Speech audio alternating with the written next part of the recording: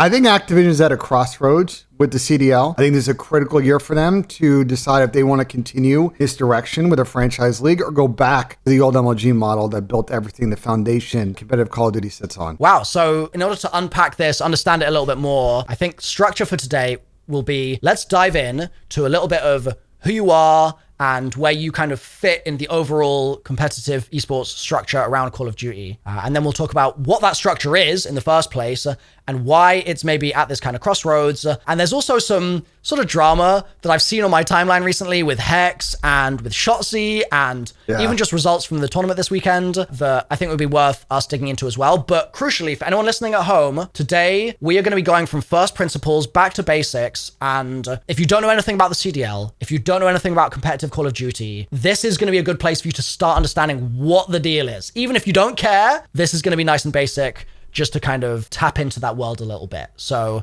without further ado, Ben, it's a pleasure to be talking to you today. You want to give me a little info for who you are, what you do? Yeah, so my name is Ben Nissim. I've been around the COD scene for a minute. I was a fan for a long time. I was actually more in the Halo scene, kind of hanging out in that Machinima, Red vs. Blue, Rookie State community, kind of when I was growing up, middle school, high school, college. I started getting into COD. I played COD 2 as the first Call of Duty that I played with some of my Halo friends. And I really got into competitive COD. I played like every COD after COD 2, COD 3, COD 4, etc. Really got in during the Black Ops 2 year. One of my friends at the time in Austin was like, yo, there's a world championship thing going on for COD. You should tune in. It's pretty awesome. So I started watching and I got really hooked. I was watching an Optic team play with Nade Shot. And the brand that they had built over the course of that season, the season prior, and the year prior. And that was kind of like my big in. I didn't really start getting involved in the scene hard until the Advanced Warfare season. I got a volunteer job working for a Twitter account at the time called Optic Intel. Cool. Hex over at Optic had bought or gotten in the mix on a brand that had been started, and then they kind of put the Optic name on it. So I actually met Hitcherai back then, Davis, who you know, and a bunch of other people, like a bunch of people that still work at Optic now, all kind of got their start there. So I was doing news coverage that year. I was also really developing a relationship with Clayster, who one of the GOATs of all time players. And also during that same year, that's when I met my current podcast co-host Zuma, when Clayster inevitably left his Denial team that had won World Championship earlier in that year, because COD Champs used to be earlier in the year. Now it's in July. It used to be in like March. They used to capitalize on a DLC drop before we had seasons. And then he teamed with Zuma when he joined FaZe Clan at the beginning of the summer of that year. And that off season is when I actually joined FaZe Clan first as an analyst. And then later on, I came back around and joined as a coach and then manager of the COD team. And I worked for FaZe for about 2 years. And by the end, I was managing their COD team, Fortnite, and FIFA. So I had my hands full during kind of the apex of when COD was switching over to franchising. FIFA, there was a lot of upheaval in the system at that point. And then Fortnite had just kind of blown up, and it was all hands on deck at FaZe because they were so involved in that scene. Yeah. And I left FaZe Clan in late 2019 to go join a company called Esports Engine, which was founded by the team that used to be Major League Gaming when they all got laid off by Activision before the CDL started. Basically, the whole team just got laid off, and then they started a new company. Was that? And I had met Adam Apicella's company or no? Yeah. So it was Adam, Sundance, and Mike Sepso. Sonny and Mike, Vindex was a parent company, and they invested into Esports Engine. So, Adam and them had hit me up over the summer when word was getting around that they were going to leave, and he was like, "Yo, would you be interested in this project?" And I talked to my current boss at FaZe, and he was like, "Yeah, you should take this. Like the event experience, the experience is worth it." And I'd always had a good relationship with those guys. Like every time we go to the MLG studio and the MLG office, and they would ask for our opinions, I was always like very thoughtful and gave them good ideas. I would put ideas in decks and like very professional with the way that I interacted with them, as opposed to some esports players and some esports management. They're not that professional. I can imagine. I had a good. Yeah. I was very buttoned up. So I joined them in late 2019. This is like right before COVID, right before the first season of CDL started. And it was a very interesting time. I wore basically two hats. I was part like business development and part basically project program management. Okay. And basically by the end, what I was essentially doing was I would see the deal start to finish. I would help with the pitch. I would help with contracting process, deliverables, contracting language, all that, budget creation, oversight on budget, making sure we're not, we're doing the right things, what the client wants, and then actually helping execute the project and program, troubleshooting, leading meetings, chasing action items. I wore many hats. I had to know many things, comp ops, production, broadcast, all that. And it was a really interesting time because I was working in the event production tournament organizer business, and there's a lot of consolidation going on within the business. As you see now, this Savvy Gaming Group, basically the Saudis have now, basically have every North American production firm and European production firm under the arm, except for Blast and PGL now. Yeah, which I'm sure we'll talk about that a little later. We'll get to that at the end. Mm-hmm. And then also COVID, which was in 2020. So I moved to Columbus in 2019 for the job. COVID hits in 2020, and like the whole industry changed at that point because it was super focused on events and LAN events, all this physical activity, and it quickly pivoted to online tournaments, pro-ams, like influencer stuff. Yeah. And a lot of that is now shifted back to more real life events, but a lot of the influencer, that marketing stuff is still what a lot of brands want to do. And we were kind of in the center of this big upheaval within the industry, and people were kind of figuring out what to do on the fly. Like we were just going to work every day and just kind of solving new challenges that nobody had dealt with before. Yeah. Sounds stressful, but also fun, but also stressful. Well, so the funny part about this story is like we get to 2021. Mm-hmm. This is Cold War year, right? So Modern Warfare 2019, working for Esports Engine. Cold War year, second year. This is like the middle of COVID, like the little mix of COVID. My friend Zuma, again, met him on FaZe. He has a hand injury, a recurring hand injury, and is forced to retire. And Tom and I had always flirted with doing content. Is Tom Zuma? Tommy Zuma, sorry. Yep. Yeah, so Zuma and I had always flirted with content. There's a funny Hex tweet you could search and find eventually if people are curious. Mm-hmm. From like 2019 or 2018, saying like I'd pay anything to have Zuma and Ben do a content series. And Tom hit me up after he retired. Like I helped him with his retirement, his kind of, because it was a whirlwind for him, like dealing with all that. Mm. And he was like, yo, dude, like I don't know what to do. I'm gonna start full-time streaming, full-time content. Like you want to do a pod? Like we talk COD every day anyway. We get in TeamSpeak or Discord and we just BS anyway every day. He's like, well, just do it as a pod. And I was like, all right, I'm down. So we start out, we get a couple hundred viewers. It's at a point now where, we go live on Twitch and like after the matches and you look through the viewer list and like every pro's in our stream, like content creators, we get tens of thousands of views sometimes on Twitch. And then our YouTube VODs do really well. And it's like, it's become a big, in the competitive COD, like we like to think that we're really sort of at the nexus, like we're the podcast everybody watches. I get like people come up to me, like especially parents of like pro players and other older people, actually, not just young people. And it's funny, they'll come up to me and be like, yo, we watch your guys' pod like in the morning. Like instead of watching like the news in the morning or like or like watching SportsCenter, they watch like The Flank on like Friday, Saturday, Sunday, which is kind of cool. So yeah, so I got to a point where I was doing that pod about a year and a half. We get to Vanguard, end of season of Vanguard. And it became kind of a weird situation for me because the pod was getting too big and I was working on all things Activision for Esports Engine. Like I was their COD guy. Activision loved me.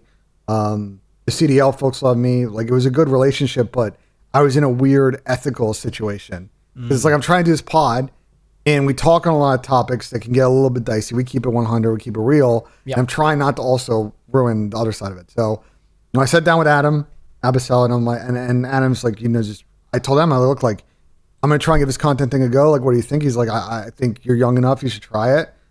I'd always bring you back if you wanted to come back. So I decided to take a leap of faith.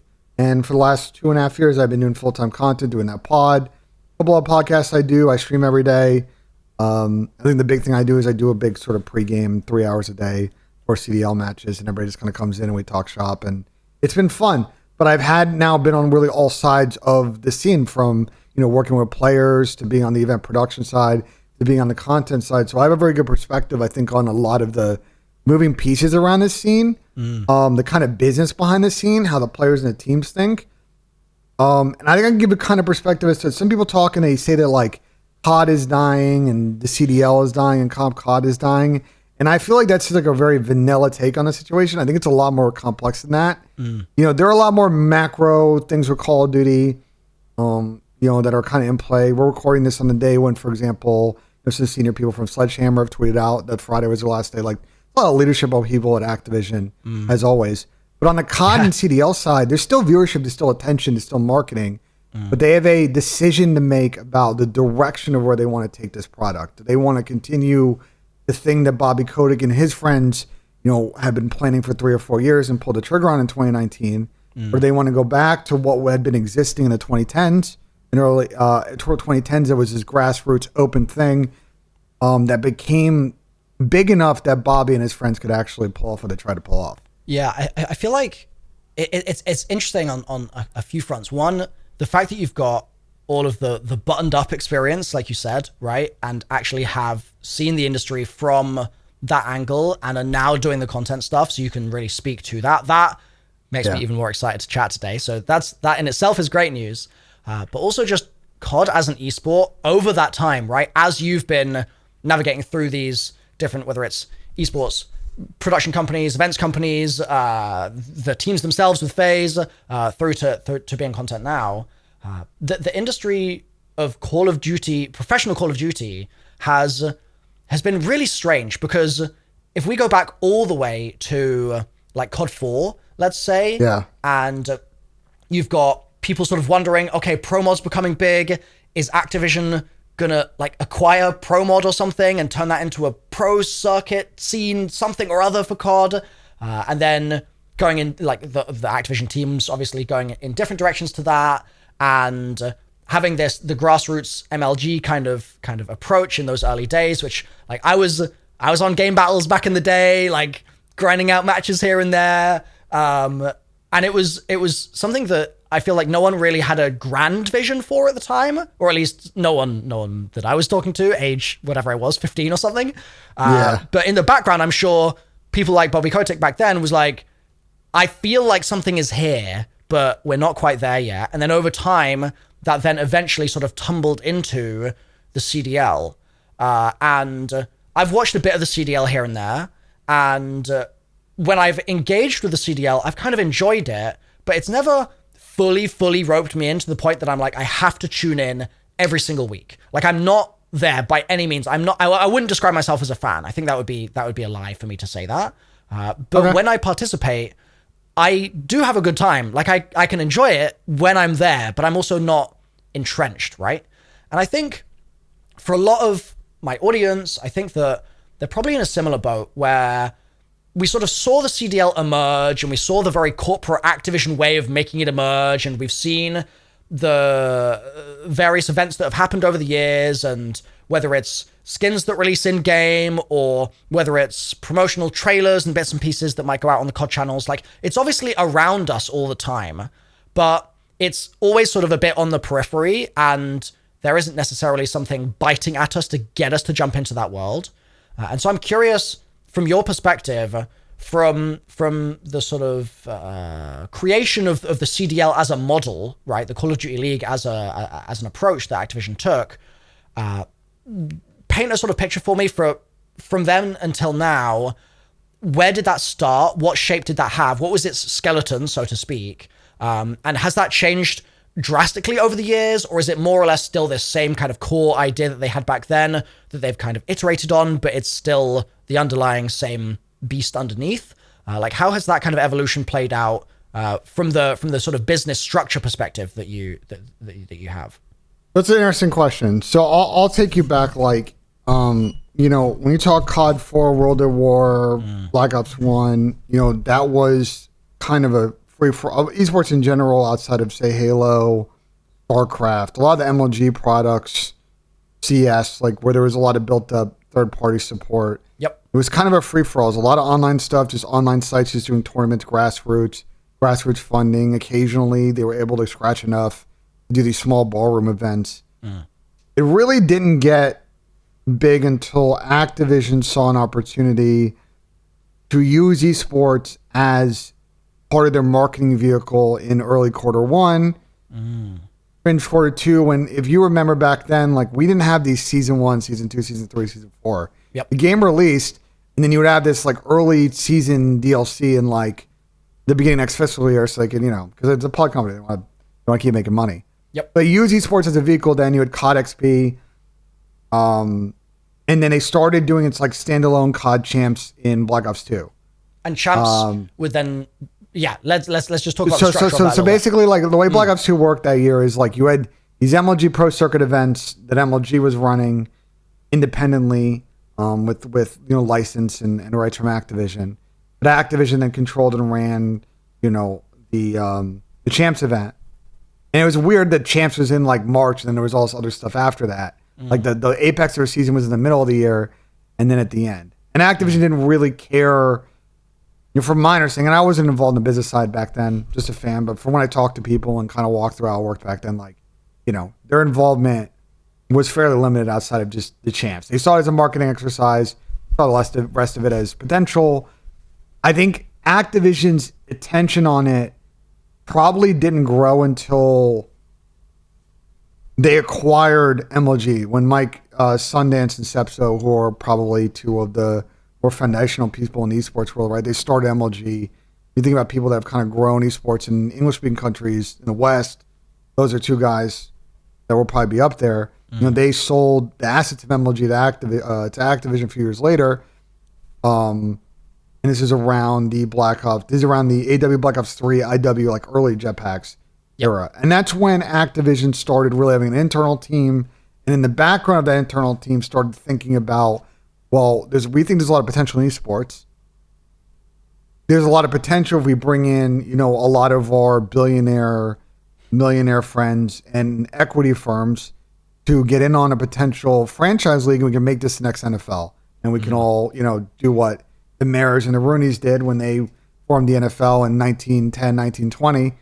And they paid whatever, $1,000, whatever, for franchise. And now those franchises are worth $5 billion. You're like 1,000x. You know what I'm saying? Like, they see that potential.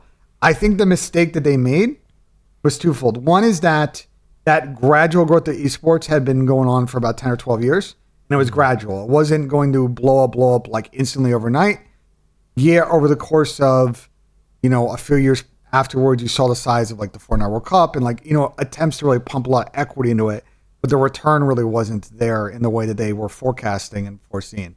Yeah. I think the second mistake, the second mistake the CDL made, and I think you kind of alluded to it, and we'll talk about a bunch. I think COD, once you start following the CDL and COD, you start to realize the marketing around it is very easy, yet the league continues to mess it up because the players and the teams are very good at creating their own storylines. There's a lot of low-key and high-key beef. They use both those phrases in an interesting way. Like, there's a lot of implied beef. There's a lot of stuff that's kind of simmering below the surface when you watch people's streams and the way they tweet each other. And so, like, you don't have to invent drama. You don't have to invent storylines. Like, they're all there for every team and every player. What the league's mistake they made in the first couple of years, and I'll talk about this because all the people that basically had this ethos are just gone out of esports. The mistake that the CDL made, and the same mistake that Overwatch League made, is they hired all these NFL people, NFL and NFL Network people, right, who thought that same approach in a sport where everyone watches that vanilla process would work in COD, when in fact what the audience wanted is they wanted the edge, because that initial CDL years, they didn't want to talk about GAs, they didn't want to talk about drama, they didn't want to talk about stream beef, they didn't want to talk about the past. They didn't want to talk about past MLG history because in their eyes it had just started. Like, they whitewashed a lot of stuff, and I think what's funny to me is, like, after those people got pushed out and they started post-COVID embracing back the old edge that MLG had, suddenly you started seeing event attendance go up. Maybe that's a combination of COVID, okay. Viewership was starting to get very good when they were just on Twitch. They signed the YouTube deal. Viewership is kind of stagnated, but that's because they're platform exclusive now. They've gone away from the agnostic platform growth they had during the Vanguard Modern Warfare 2 kind of era. I think that just last part, sorry. Yeah. I think that those mistakes and the mistakes of thinking that, with billionaire investment that things could be supercharged, I think has led to a lot of casual fans to turn off. On top of, and something you probably recognize, is the arena shooter we know as COD I don't know if that is as big of an impact, as big of a staying power every year as it used to be 5, 6, 7 years ago. Standard multiplayer. People complain about the death of Warzone. Sure, Warzone has moved some people, but I just think people are also kind of bored of the arena shooter. They want to play something else.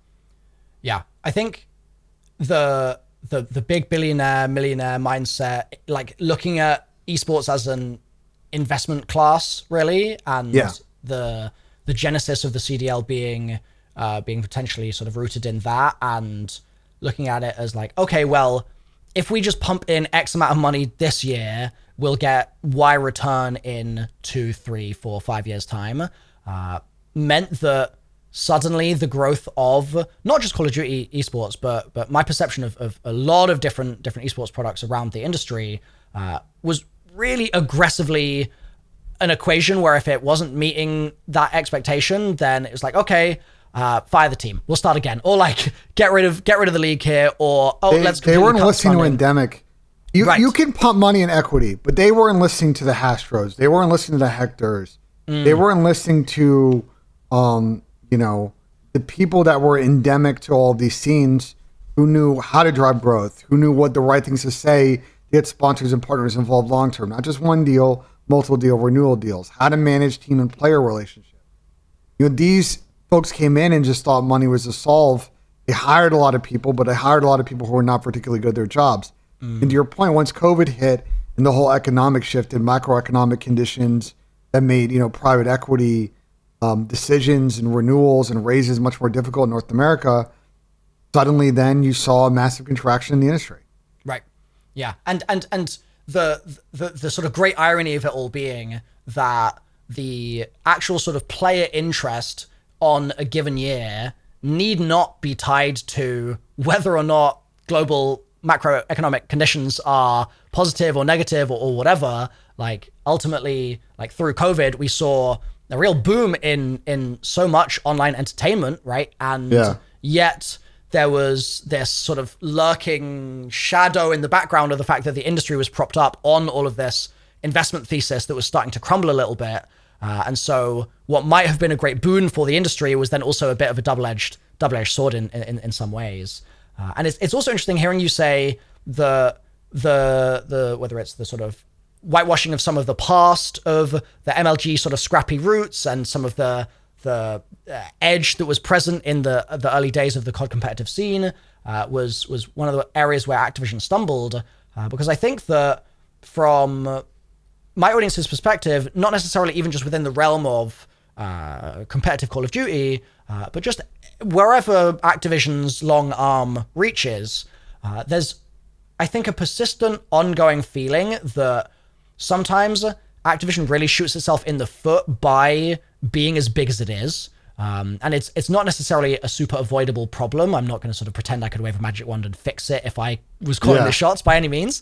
But it's a real challenge that Activision faces because in so many areas, if it was a smaller team, if it wasn't a organization that was as big as it is, if Call of Duty could just be Call of Duty and decisions in Call of Duty didn't ever have knock-on ramifications for other games under the Activision umbrella, like if those sorts of things weren't needed to be considerations, I think the growth of the scene might have been a lot more free. But when a small decision is potentially a ripple effect decision that means that the whole company needs to be able to sign off on it, I think that you get to those taking the edge off scenarios where everyone's like, well, this feels really sanitized, and I don't want it to feel sanitized. I want it to feel like gritty and real, and like there are stakes, and if the stakes are sort of smoothed out a little bit, then it's like, maybe I'm gonna struggle to relate to the player or find that even just the format of the matches through the year, like feel like I can sort of resonate with that and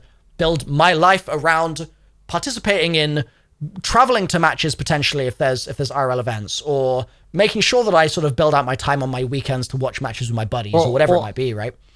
Yeah. I mean, I think the issue is, you're alluding to it, the size of the company leads to internal politics, leads to siloing off. And they're right now, in the past eras of COD during the MLG years, I think there was a lot more, in some ways less, more synergy between what was going on in that scene and like the marketing arm of COD. And now I feel like there is a massive, at times I talk to you, a brick wall between that group and the CDL, and it leads to this information you're probably talking about. When you're talking about casuals and people that don't know the scene, and there isn't that additional help beyond the marketing that CDL does from sort of the marketing arm of the business unit of Call of Duty, the business unit of Activision.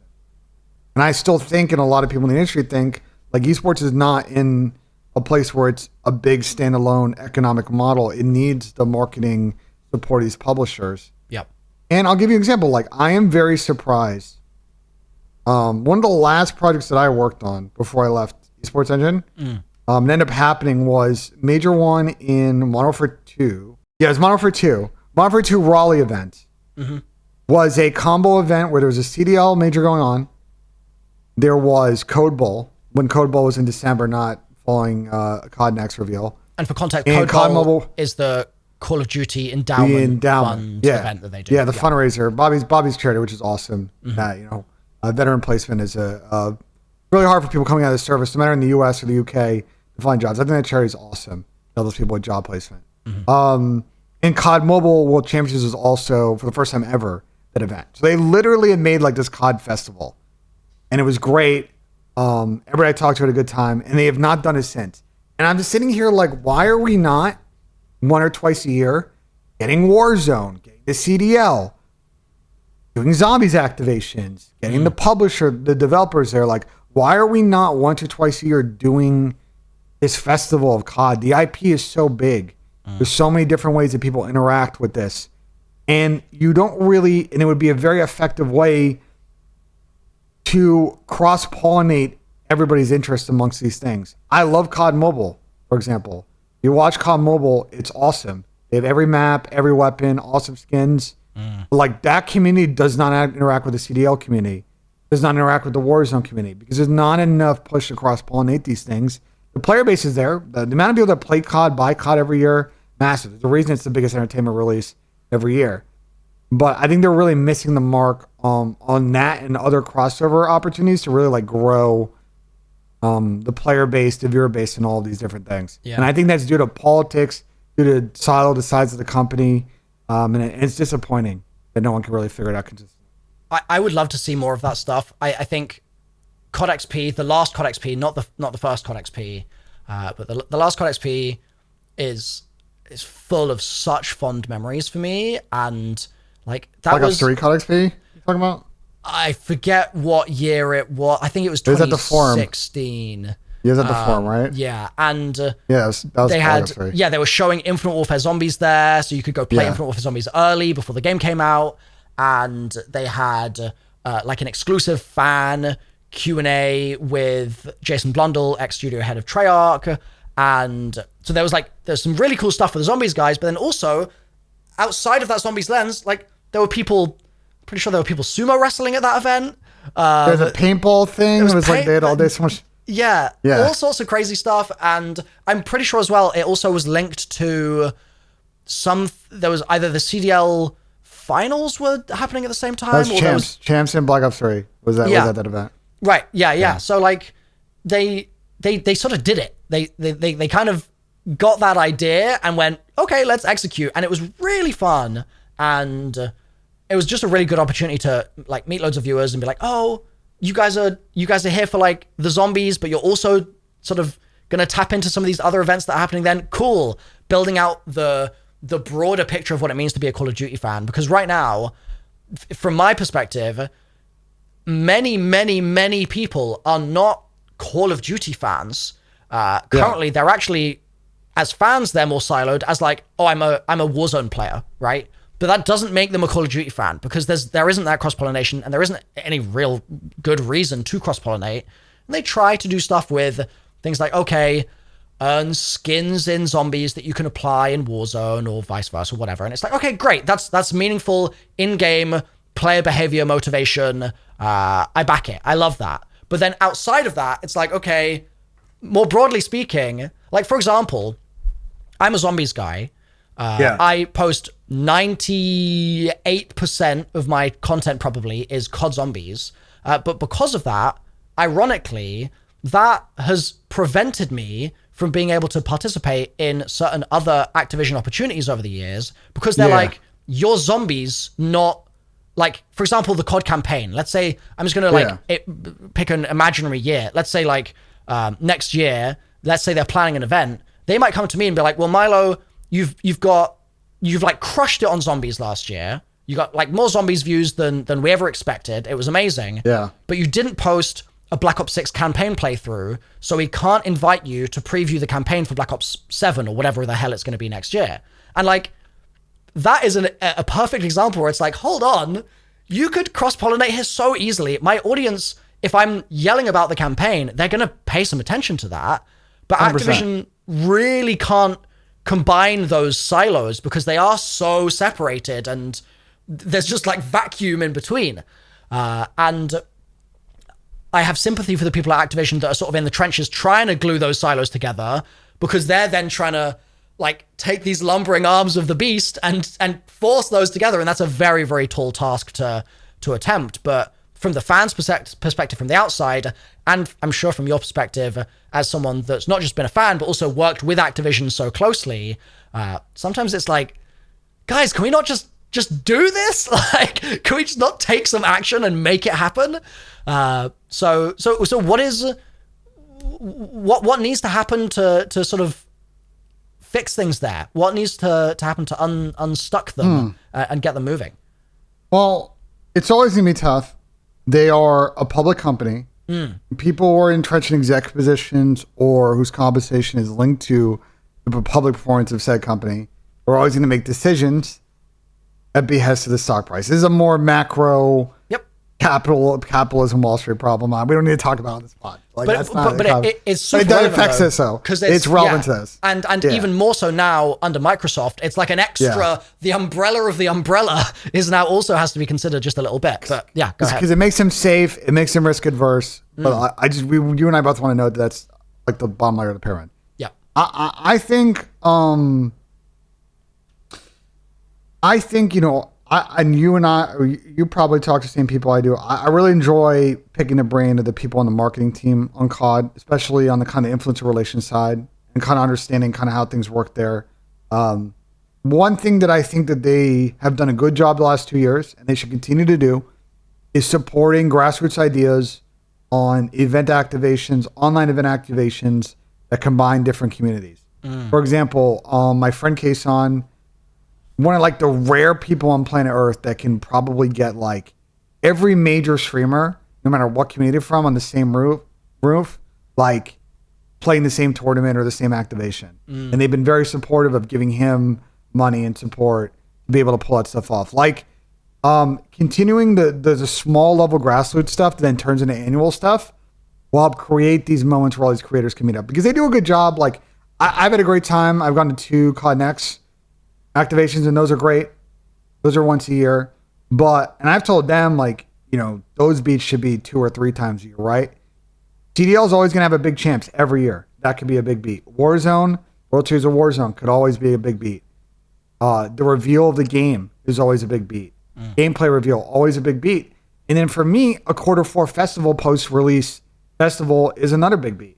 Like if they do this right, there's 4 or 5 different things where they can kind of pull from all these different, esport programs, intellectual property that kind of exists out there, all of the other kind of game marketing stuff, and you get people in a room, whether it's a closed event where fans aren't going to be able to attend, or it's a festival where anyone can pull up and play. Like, you're going to have these places where people can create content with each other. To your point, like Zombies creators can talk campaign people, and Zombies people can go watch some mobile guys run around on phones and slide around. Like, you're missing a lot of that crossover opportunity. I think that one thing that I would tell people to keep their eyes on as far as sort of that is that there are, in the event production world, been some changes in the last couple of years. I think relative to esports, the biggest game in town right now when it comes to events in North America, and for the most part in Europe, outside of the PGL entity that works out of Romania and Blast, is ESL FACEIT Group. And I think teams like sort of this year, next year, they're committed to keep doing and expand the DreamHack product, especially in America. So relative to COD, because they operate and they do a lot of production for COD Mobile, Warzone, etc. I think seeing those products at DreamHack Festival events in North America and Europe, I wouldn't be surprised if we see that a bunch over the next couple of years. Interesting, because that's never happened to date, right? We have had COD. Okay, so we have had competitive COD at like rare invitationals at like one-off. Because at one point, DreamHack and MLG were competitors, right? Right. Now all of those, that leadership, are all essentially working for the same company. Right. We have had like MLG events. MLG Anaheim used to be the European equivalent of DreamHack, minus the like BYOC. Have you ever been to a DreamHack event? Like gone to like I've been to like DreamHack Dallas and Atlanta. So DreamHack, if you've never been to, is really awesome. Imagine the biggest LAN festival you've ever seen in your life. Like you go in, and on one side they just have this massive room where people are just bringing their PCs. They're sitting there and they're playing there for 2 days straight with their friends, playing like open tournaments, stuff like that. You also have a lot of sponsored partners, you have streamers, and you have a lot of esport titles. And it creates for a really cool environment. I've gone to Dallas, I've gone to Austin, I've gone to Atlanta one year. And Dallas is awesome because they have an Anchor CS event that's like a major CS event every year. That all the good teams go to, and it's well attended. Well, you know what I'm saying? It's like the big CS event in North America every year. I think they're going to add COD eventually to that. I think Warzone should factor into that. I think mobile will factor in that somewhat, although the COD mobile scene traditionally is more, or there is some North American, European presence, but it's mostly a very big game in Asia, Southeast Asia specifically. I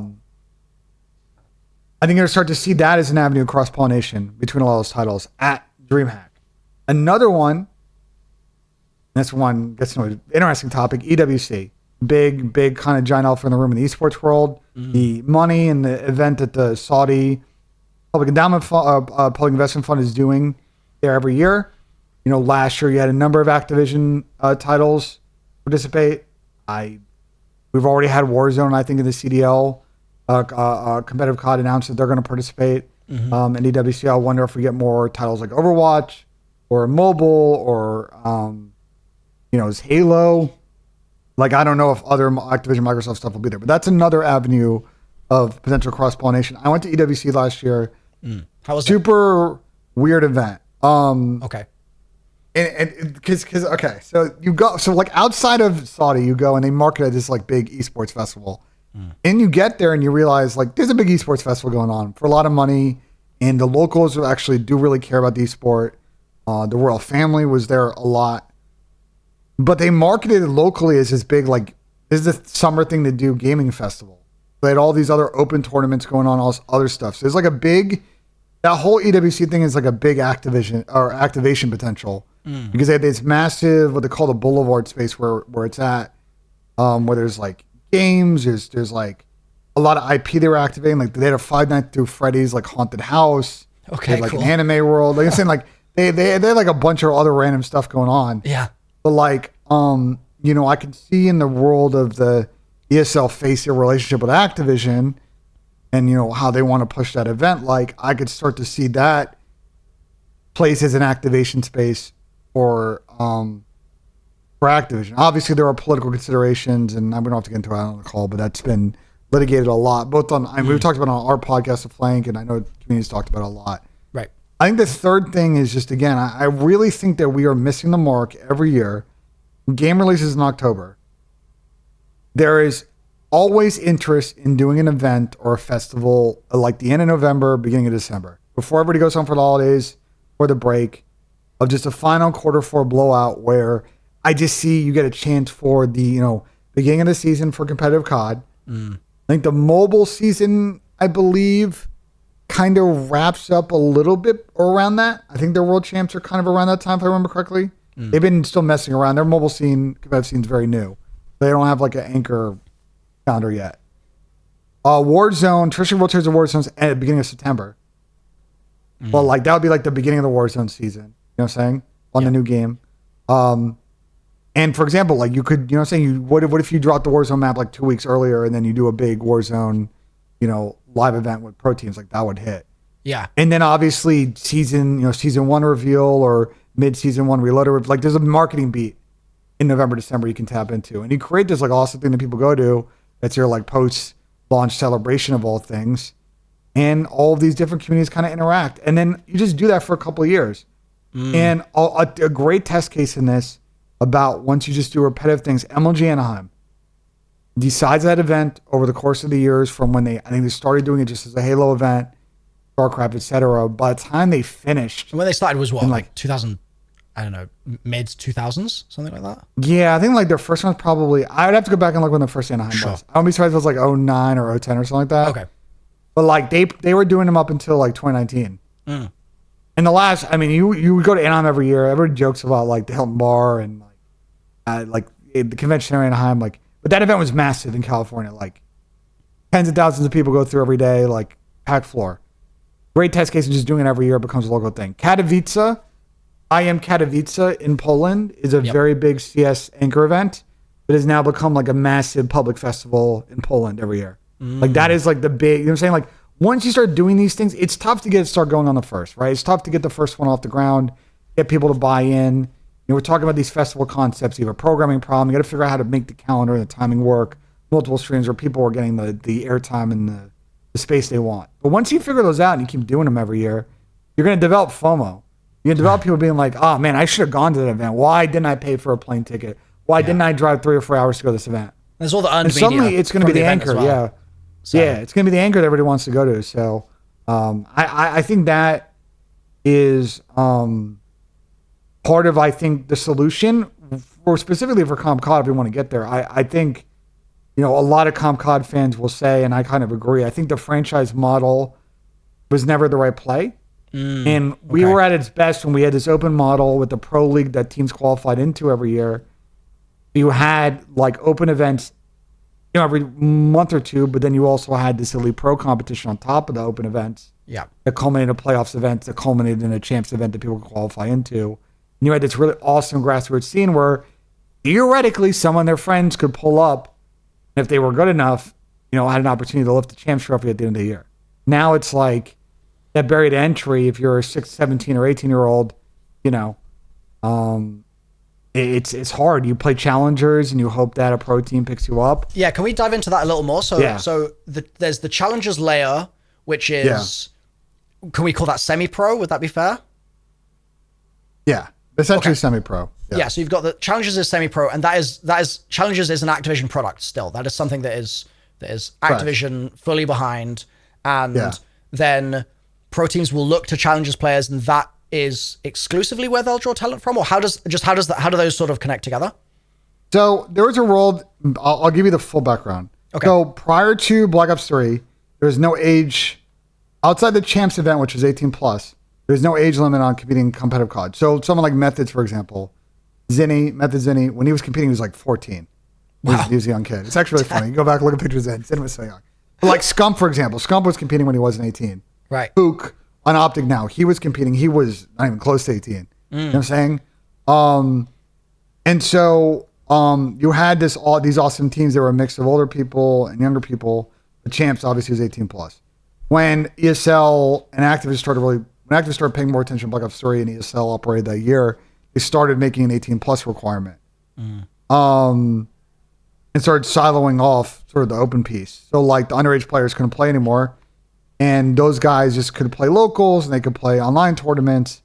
You had this generation of guys that are really good now. Your Shotzys, your Dashies, your Simps, your Celiums. Like those guys were during the Jetpack era, Black Ops 3 IW, AW. Like those guys, if they competed in those games, would have been top level pros. Some people would debate it. I think the Dynasty team, you know, the classic Optic Dynasties team, your audience probably heard of Scump, Crim6, Karma, Formal. Like that team probably still would have been somewhere around the best team that year. But like if you had built a team that was like Dashi, Celium, Simpa, Beezy, and Jetpacks, like those guys would have been really good. Yeah. But they couldn't realize that talent until they turned 18, like World War II, Black Ops 4 year. When the CDL started, Which is 2019, Yep. late 2019, early 2020. Yep. They moved away from the open model, right? You had this open model where based on some events or processes in the beginning of the year, you qualified in a pro league. And then there were pro-ams throughout the year. So you'd play open bracket with a chance to play a pro team at the event. The way the event used to work, right? You would have, and it's basically the Halo format. If you ever watch Halo, that was an older event format, right? You had group stage, and there was an open bracket simultaneously. The bracket would finish Saturday morning. Some teams would qualify out of open bracket back into pool play. They'd finish the pool play, and then they would get in the championship bracket. So, like, theoretically, you can, I'll give you an example. Like, MLG Dallas World War II. Unfortunately, the face team I managed didn't qualify for, due to online BS that year, didn't qualify for the pro bracket. And that was the bomb threat event for those that maybe know the history of what happened at that event. My guys got third at that event. They actually went through open bracket, went through group stage, and got third. Flow in. Yeah, they're one of the highest placings ever at an open bracket. But what happened in when CDL started is they sold off everything. You just had pro-level competition with the 12 teams. And if you were a Challengers player or an aspiring 18-plus player, all you could do was play that Challengers level competition. There was no crossover with the pros. You'd pull up to events, and they had Challengers competition going on, side pot, on the hope that you just got recognized by a pro team and got picked up. Once you were 18. Yeah. Right. We have had one off in Vanguard, the first event I'm offered to, that Raleigh event I talked about. And then we've had one off like pro-am events throughout the years. But the league has mostly stayed away from pro-am competition. Okay. And so you're starting to create, on top of the overall depression of salaries that exist amongst esports pros, which Shotzzy did allude to a little bit in his crash out a couple days ago, is starting to create a drain where now if you're an aspiring Challengers player, like, you know what I'm saying, you're going to grind this, maybe get called up, maybe get the minimum, bounce back into Challengers. There is another path. There's something called the CCL, which is a competitive collegiate league for Call of Duty. But I think they also do some other esports. I mean, collegiate esports is like the biggest untapped potential, I think, in North America. But there is a player on LA Thieves by the name of Dan Ghosty, who is the one player who's on that path. He did CCL, he did Challengers, then he got picked up by Optic, and at that point now his career started. But like, we're starting to head to a point where if we keep the path we're on, these aspiring 16 or 17-year-old guys who are naturally insanely talented at video games, they may choose not to become a COD Esports pro because it's super tough. And they can't just instantly get in. They may go play Fortnite. They may go play CS. They may go play Val. And then you're going to have a little bit of a talent drain. Because right now the CDL is very talented. You've got some interesting brands and you got a lot of really good top-level pros. That might not exist forever. Yeah, I've seen some recent conversation of people sort of saying, realistically, why would I become a COD pro right now? Like, the COD scene doesn't look like something where I'm going to sort of go rags to riches kind of thing. It doesn't feel like I can do that both from a sort of ceiling on what's possible there with, like you said, declining player salaries and things like that. But then also simultaneously, just the path to even getting there in the first place is not super straightforward. It's maybe a little murky in terms of the sort of security of if you're grinding out challenges, you don't necessarily have a good path to make sure that you kind of get where you're trying to go. And this actually links to, I saw Hex recently mentioning and I'd love for you to sort of help me understand this and contextualize it. Hex saying that he was in discussion with Activision about running a Challengers event, but then Activision declined to subsidize the event, and so he's just not doing the event. So is there an onus on teams, or is there a bit of Hex spin going on there, or what's... Okay, so that one's murky. So I'll say this about Optic. Optic's in a weird...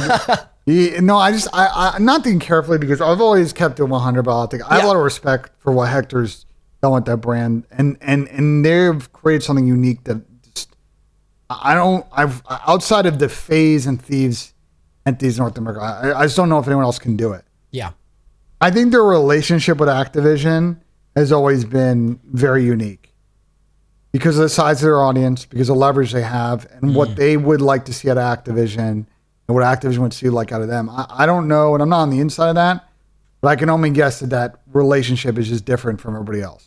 Okay. And you've seen it, how it can be different with the Scump and Hector lawsuit they filed against Activision that I believe is in private arbitration now. So I don't know if we'll ever get the result of what's going on. I was recently in a call, what you're referencing, I was in that call with Hector. And he kind of alluded to it on the call. It's like, he got asked. He said, like, I can't really talk about it. I think that challenger situation is a little bit unique because the venue that Optic is running their event, Major 2, where they ran champs at last year, the Allen, the Credit Union Texas Center in Allen, Texas, is a bit of a unique venue. There isn't really a massive 10 or 11,000 square foot space where they can do challengers effectively. There's like an attached ice rink, community ice rink, that they could theoretically do it. Okay. I just don't know if it's part of the venue lease or not. Yeah. And my guess is, if I had to take an educated guess on what's going on there, I think it's a little bit of a negotiation. I think the league always gives teams money to run events. Is there an expectation for them to do that? Like, does every to run challengers team need to run their own challengers event, or is there a bit of sort of pressure from Activision to do that, or is that like a total opt-in for the good of the scene kind of vibe? So when I was last, I can't speak to what the RFP bid process looks now. Just to be clear, I can only speak to it when I used to be on the inside of this. The idea was that they strongly suggested that teams run challengers events. And they would subsidize them. It would subsidize some of the cost. Okay. Because challengers events are not an event we are going to break even on. Unfortunately, because the CDL, we used to play on console back in the MLG days. We were on 360, they were on Xbox One, they were on PS4, right? And then initially when the challenger scene started, I believe, was that PS4? I think it was still PS4. I don't think PS5 was out yet. But they moved to PC in the middle of COVID. And that doubles the cost essentially because PCs are way heavier. They're harder to maintain, way harder to fix. It requires more labor, more shipping costs. Like what was events that I think MLG was able to, because of how well they ran their business model, able to effectively do it at like a cheap cost. I think in a one-off for a vendor became prohibitively expensive. We're talking north of $100,000. And I just think in the context of Optic and this major they're going to run, they want to make money. They don't want to lose money. It's hard for them to do a challengers event. I think in the words of Hector, where he feels like they're doing it for the benefit of the CDL if they run one, but they feel like CDL is saying, well, you need to pay for the whole thing and we're not going to help you out. I don't know if that's 100% true. You know what I'm saying? Like he could be coloring it from his perspective. But I understand where he's coming from. That it's like, well, because the league and Activision can't figure out how to effectively monetize or subsidize challengers, which is facts. They've sucked at it for years. Right. We're not going to go the extra mile to figure out this logistical problem and economic problem on our end. Right. Like why would Hex essentially go to the extent of just sort of doing charity for the scene out of his own pocket if Activision isn't equally going to be buying in some capacity? Maybe something in that kind of vein. This gets to a unique problem the CDL has, because back in the day, prior to the league, Activision or MLG or ESL ran all the events. You didn't have like Optic Texas or Toronto Ultra or Boston Breach like hosting events. Yeah. That's a unique thing they started in the CDL. Because the idea was that all these teams would build these home arenas and they'd have weekly league, you know what I'm saying? Like that was it's a very big money mindset, brand vision. Isn't it? Yeah, that didn't work out. Yeah. And so this is a product of that thinking, when we really should go back to, I think, the model where you have a TO run the event. If the local team in that area wants to partner up with them and JV it, then great. Like do a joint venture, awesome. But I think you're starting to run into like the ceiling on that. That's not to say these teams don't run great events. For example, the Optic bid and won the ability to run Call of Duty Champs last year. And it was an awesome event. Probably one of the best COD events I've ever been to. Nice. Shout out to Optic fans. Shout out to the fans of Texas. Shout out to the fans that traveled. The atmosphere at that event, the way it was set up, the excitement was awesome. Like, you literally, you know what I'm saying? Like, you can't, I got to tip it. Toronto, Ultra, Overactive Media, a newer player to the esports space relative to, say, Optic, Thieves, or FaZe. The Toronto event they do every year is a W. They're doing 2 events this year. Our first major this season in about 2 weeks. We got on a plane. I'm going to Madrid, Spain. The Toronto team's actually running that event in Spain, which is weird. But they're also running champs in Toronto, and that's going to be awesome. I'm excited to go to Toronto at the end of June. But I think that model is creating a lot of tension. It creates an economic problems for teams It creates a problem for the league because then what happens if not enough teams want to run events? Then who's going to pay for it?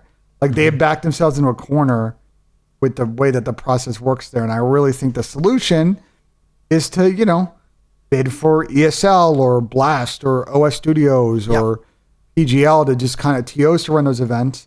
And if they partner up with the CDL team or whatever, then fine. But I think you wouldn't run into this challengers problem. You wouldn't run into the problem we have this year where we may not have challengers. The amateurs that are feeding into the player base, though we may not have those for the first 2 events of the year. The first challengers event this year might be in April in the spring, which is nuts because the game came out at that point. We've been out for 7 months. Yeah, like that is insane.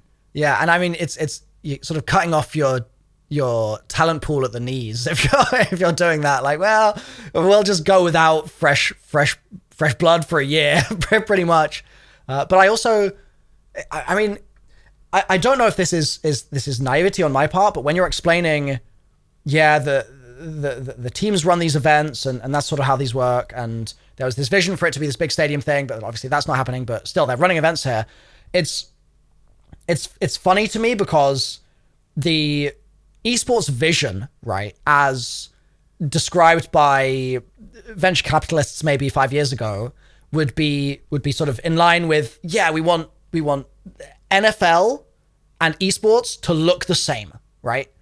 And I think that what that's weirdly run into is it's run into like esports teams being like, okay, what kind of company are we? Well, we're definitely not focused on competitive video games, because if we are, we lose money. Instead, we have to be an events team, and we have to be a merch company, or we have to be a media company, or like there's all these satellite kind of revenue streams. Are you talking about the teams? Are you talking about the teams? Or are you talking about the publisher here? The teams. Yeah. The individual teams are like, I feel like there's like 10 profitable teams or maybe 15 profitable teams in esports, like in NA. And this is just from what I've heard from other analysts. So correct me if I'm wrong here. I'm not a primary source, but like there's let's say there's those 10 profitable teams, and then below that it's just like loads and loads of people losing money. And the way that they try and make that money is like, okay, like merch, maybe we can do something there. Maybe through these events, maybe we can do something there. But it's amusing to me that so much of that is not being good at making a good esports team. It's like all this surrounding stuff to hopefully prop up this vision of the esport itself. Is that just how it is always going to work? And maybe I don't know enough about it's just how the team that's how it works there sports, too. Or like team business in sports is like this for 80. This is what the problem is. Like you see the size of the NFL, you see the size of the Premier League, you see the size of the NBA. But like, let's not act like for the first 20 or 30 years of those leagues, those teams did not have economic issues consistently. The NBA could have folded a couple of times. Like, European soccer wasn't always as big. There was more grassroots, the wars, stuff like that. Like, I just think the team business in esports, because they're not getting gate from having their own audience where they're hosting 80 games a year. They're not getting these massive media deals. NFL teams make 9 figures a year off of media money alone. Right. Just do one revenue stream. I'm not even talking about the 8 home games that they host in their 70,000 seater stadiums. Yeah, not even the hot dogs. It's purely the money they get from NBC, from Disney, like from Fox. They're getting 9 figures. There was a role where it used to not be like that, and they just had as many economic problems you see esports teams have now. It's a tough business. Team business is always going to be tough. And I think that is why it is important that I know a lot of esports players, I'm talking macro, not just COD, have to understand, if you want to come in and just be a competitive player, great. In order to really get the kind of nest egg you want, you got to be that guy or that gal and really like consistently win. But like, you look at someone like Shotzzy, and that's the most effective way to do it. Be very good, win a lot, but also develop a brand. Because being a content creator, having a brand, having an identity, and bringing in deal flow, bringing in viewers is going to be a way for you to make money, because a team is not going to be able to solve that for you, and the game's not going to be able to solve that for you. Team business is always going to be tough, and players need to look out for themselves and their brands. And I think that's why I have a lot of respect for what Shotzzy said this week, because I think a lot of CDL pros do a good job of creating unique brands, but a lot of them, just don't grind and stream, don't really grind the YouTube, and it's not easy. You're not always Yeah. going to get viewers. You've been in this business for a while. I have for a little bit as well. Like it's not, it's not easy. You're not going to get a billion views in every video you do or every stream you do. But a lot of people don't try, and they're going to be in a really tough spot once they stop playing, and their revenue and that, like they're going to have to go work an actual job, Right. and try and build that up. I think I definitely want to dive into the Shotzzy stuff a bit and give people at home listening some context on like who Shotzzy is and why. Like the fact that we are talking about him right now is literally testament to the fact that what he's doing is working. Like we wouldn't be having this conversation if he wasn't sort of popping off on Twitter or whatever.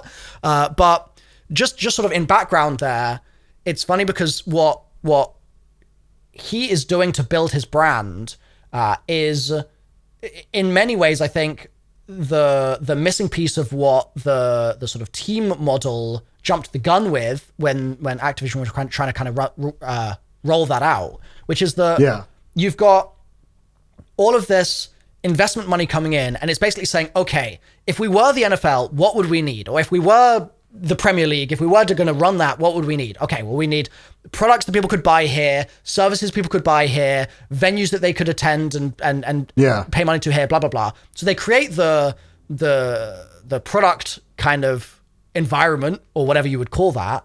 But it overlooks the fact that the only reason that people are going to show up in the first place, the only reason those things are going to be actually attended or profitable or whatever is at the core of it, if they give a damn, right? And so they had like we said, the sort of the blunting of the blade going from the MLG model to the sort of more recent model. And we had the removing of that edge. And so there was a little bit of a less interesting thing here, but with a much better served selection of ways that you could pay money to be a fan of the less interesting thing.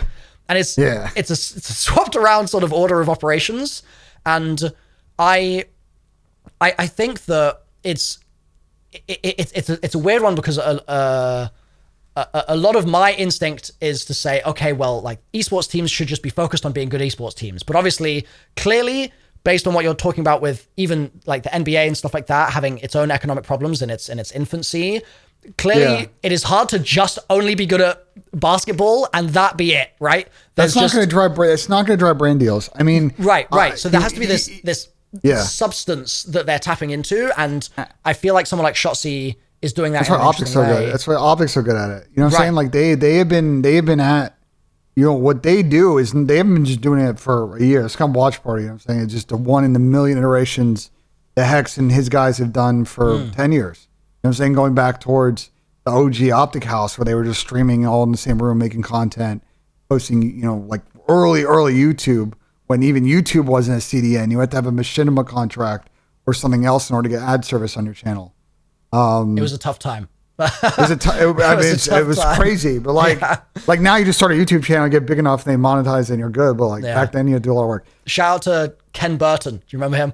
I know Ken Burton. Yeah. Back in the day. I think their understanding and their pioneership of the scene is interesting. Not everybody's gonna be able to do it. A lot of teams are going to come about and fail. That's just capitalism. Not every player is going to be able to build a brand like Shotzzy. But I think some of his points and Hector's points are still out there. Like, I do think that, players, once they're done with if they do not want to stream their practice, if you're just playing games at night, turn your stream on. If you're just running around in pubs, turn your stream on. Let's give context on this. It just starts there. There's definitely going to be some people that are like, I don't even know who Shotzzy is. So let's do who is Shotzzy, and what are his kind of what's his thesis, so to speak, and then we can beat that up a little bit. Should we? Let's start there. So Shotzzy is an interesting test case. He's not traditionally a Call of Duty player. He actually started his esports journey as a Halo pro. Okay. Remember the earlier conversation, the jetpack years of COD. Shotzzy was not 18 and therefore would have been unable to participate in Call of Duty competition. So he was playing Halo back then, and he was him. He ended up winning the Halo World Championship at one point. And then once he turned 18, which was the end of the Black Ops 4 year, he went pro the following year for the first year of the CDL. So he had been part of Splice's. I think the way it went down was he was part of Splice, former brand of Splice, Halo team, and he got bought out by Team Envious, which doesn't exist anymore. They're part of Optic. Mm-hmm. Well, they bought Optic, and then we rented Optic anyway. Confusing. Esports World's confusing in NA. Yeah. And he, over the course of the last 5 years, has won, champs twice, Call of Duty champs twice, won a lot of events. But he's developed a very unique brand. His gameplay, he's one of the players when you watch play COD. There's probably 5 or 6 of them. You watch their POV on the map. You watch them play, and you can, without anything on the screen, you could tell who the player was just by how they move, how they center. He's got that fingerprint. In the case of Shotzzy, he probably has the best movement of anyone I've ever seen in COD. Like the way that he shimmies corners, slides, uses cover, uses out of bounds. Like the way that he uses all the mechanics of the game, it looks like it's cheating. But yeah, I can assure you he is just that talented at that. And the thing is that talent, he's built a unique brand because as talented as he is at COD, he's also a complete moron.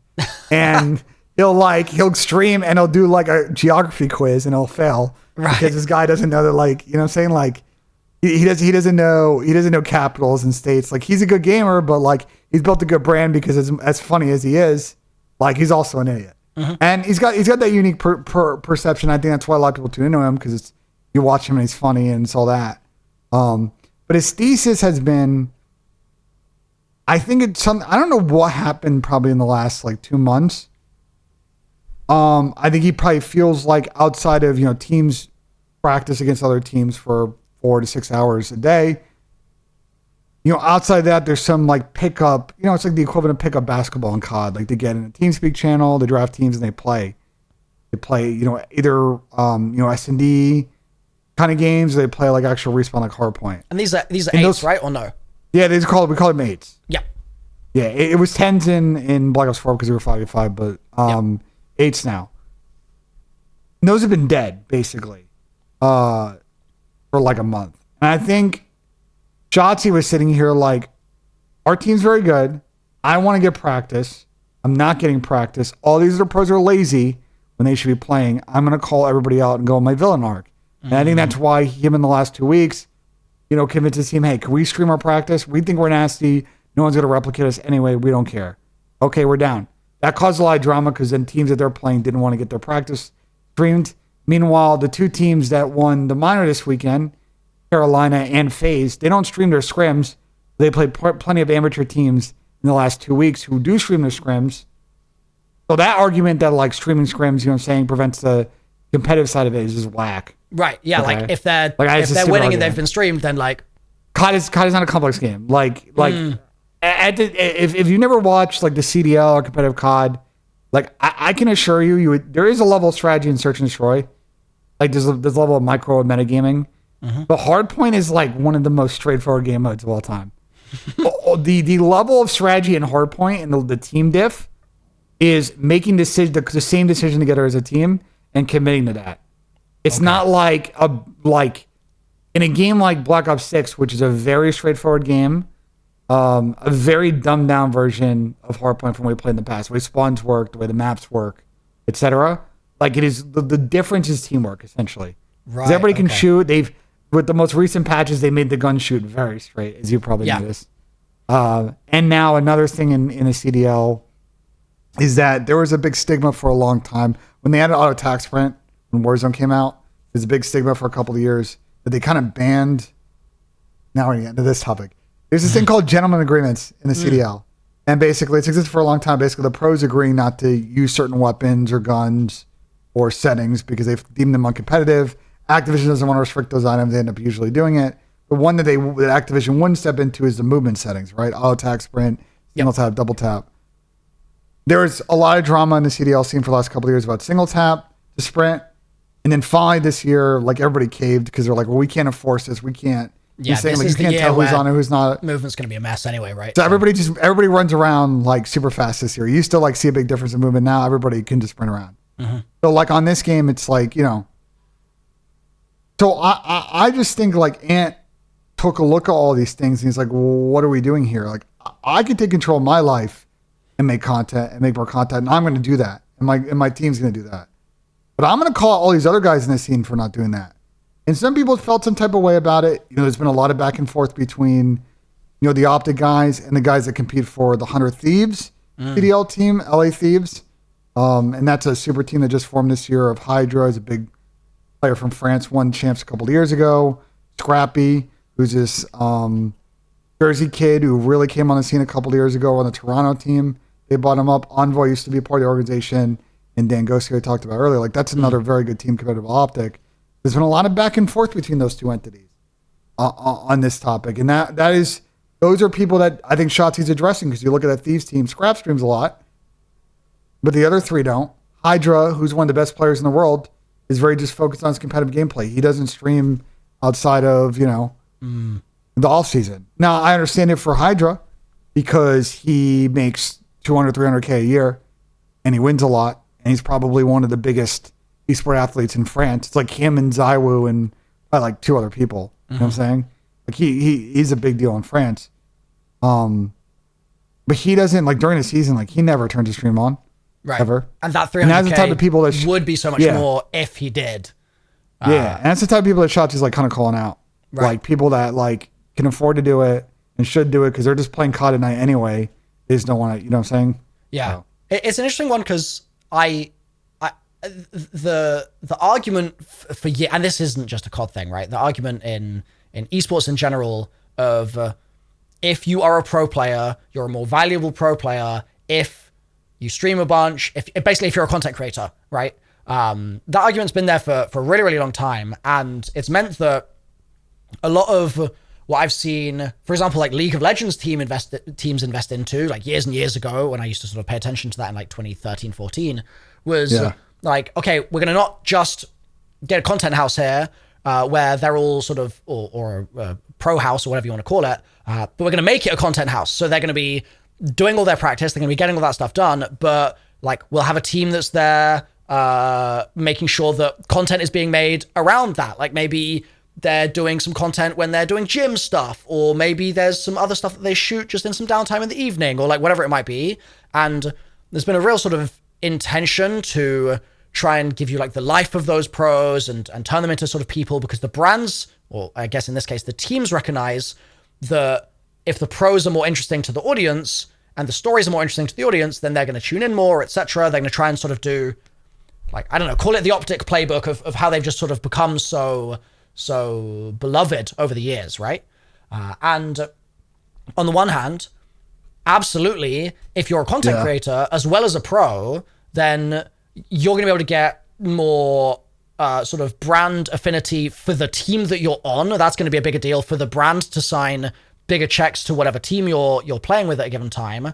But simultaneously then, it's going to mean that you can continue to have a career after you stop playing, and also in the downtime when you are still playing, you've got kind of multiple plates spinning, right? So it's amazing in that sense. But also on the other hand of things, I think that if every pro player had to be a content creator, I think that would be almost its own problem in the industry, right? Just as if every Olympic athlete or something that we were seeing compete in the Olympics, or maybe the Olympics is a bad example because it's the Olympics, but if every athlete in the NFL had to be almost a content creator in their own right, I think that might sort of betray some problems with the way things were set up there. So what do you think is the right middle ground? Do you have a stance on, is Shotzzy right to be calling these people out? Is it the COD scene is actually sort of, to use a bold word here, like especially lazy in the way that it approaches content creation, and so he's right to try and galvanize them? Or is he just playing the villain a bit just to try and get people moving, but realistically, if they made no changes, they would still actually sort of be fine ultimately, and it's all going to kind of fall out in the wash? Here's what I think. I think it is right and wrong. Okay. Right in the sense of like everyone who has the ability to make content if you're a pro player, no one's saying you need to stream 400 hours a week. But if you turn your stream on for 10 hours a week, you do it for 3 years, you're going to start to build like a bigger following. Every little counts. I just also think that the context here that's important is like Shotzzy and the Optic guys exist in their own bubble in the sense of like Ant turns his stream on, and yes, he's built up a brand, but by benefit of being on Optic, he's got this like floor of viewers. Yep. Who are going to watch him. Like For example, I really think the guys on Minnesota Rocker, one of the other teams in CDL this year, are very good. They're very competitive. Paul X, Geo, Nero, and Estriel. A very competitive team. But I think those guys will turn their stream on if they want to, and some of them do stream a lot. Like, they're not going to get 5,000 viewers. They're going to have to do a lot of work and do a lot of legwork to try and get anywhere close to that. And so I don't think everybody has the benefit that Shotzzy has, where you can just print cash every time you turn your stream on and feel good about that stream session. But is he doing it because he wants the other pros to print cash? Or is there, and this isn't to say that he's like got an underlying motive, but like, is part of what he's trying to go for the fact that ultimately, if everyone did do that and they loved it, the CDL would be bigger. Like, categorically, Call of Duty Esports would be bigger if every single pro was visible in a bigger way and more stories could be told just by virtue of the fact that they were more public, right? So do you think that that's any of what he's going for? Or is it literally just, guys, what are you doing? You could be printing money and you're not, and that's dumb. So start doing it. Like, is that more or less what he's trying to say? I think I thought, Joe, we were at a call this week and crashed out on like Wednesday on a stream. And then we hopped in Discord calls, like me, my co Zuma. You probably know Joe well, big Warzone creator. Joe follows the CDL, always in our chat. Yep. Shotzzy, Methods was in there, another creator for Optic, and then Hector eventually came in. And I thought Joe made a very good point, like, yeah, turning your stream on doing YouTube will help grow the CDL. But like, he thinks, for example, like pros would bang if they did like base level 101 stuff on TikTok. Like, pros should be doing controller setting videos, talking about their settings, like doing the stuff that casuals will like instantly, like in the algorithm, will instantly promote. And those people realize, hey, actually, this person's also like, unbelievable at this game. Like, I'm going to tune and watch them play, and like they gave me strats on how to set up my game and do base level stuff, but I'm going to watch them and learn the more advanced stuff. So I think it's like the whole package is important. And I agreed with that point from Joe. I think Ant is just a little bit on his villain arc. I think he's decided this year that he wants to take a different stance on things. Like, he's normally more, when I've known him, like, he's not passive. When I talk to him in person, like, he's pretty passionate about what he thinks. But like, as far as this stuff, like, he's never really gone into the like traditional villain heel turn COD thing. Yeah. I think this year he's decided for whatever reason he wants to do that. And this is like his first opening salvo in that arc, is to come at pros who are, I think in his eyes, probably a brand's big enough to actually like get impact streaming. They're just choosing not to stream. I don't think he's going at your smaller pros and smaller creators thereof. Like, I think he's going at the bigger guys who choose not to put in hours every week and stream. Right. Okay. And create content and do YouTube. I think that's who he's kind of talking to. And to be fair, last thought is, the reason I think he's doing that is because those guys are on the teams that are just like his team, that are championship contenders. Right. He's talking about the guys on FaZe, on Thieves, on Toronto Ultra, on Cloud9, who are teams that he expects they're going to have to play in winners finals, losers finals, grand finals on Sunday. And he's trying to get the mental edge on those guys a little bit. Right. But I see kind of the mind game going on here a little bit out of him. Yeah. It's like, okay, if everyone thinks you're lazy, if everyone thinks you're not trying, then maybe there's just like a little bit of background there. And then when you actually compete, you're like, okay, well, I've been focused on just competing, and like, oh, if we lose a map or something, and I'm losing a map to someone that is doing the content creation thing, like, wait, is the lazy person like me, the one that's sort of in my own internal narrative telling myself I'm so hardworking for just focusing on being competitive? Me losing, does that mean that like I really suck because this guy's spinning both plates and he's beating me? Like, maybe there's an element of that potentially for some of them. I'm sure they try and sort of put those things out of their mind. But certainly from my perspective, I love it. I think that everything that he's saying, from what I've seen at least, I don't extensively know his sort of core vision here, but the fact that I've seen it is so positive. That is so good, because I have no reason to care about the CDL from what Activision is doing. I have no sort of like wider reasoning to sort of be attracted to it as an esport. But when I see these little pop-off clips on Twitter or whatever, it at least gives me a new character to be like, oh, this is a character in a story that I'm sort of witnessing as entertainment on my monitor, and he's going at this person's firing back, and I'm instantly engaged, right?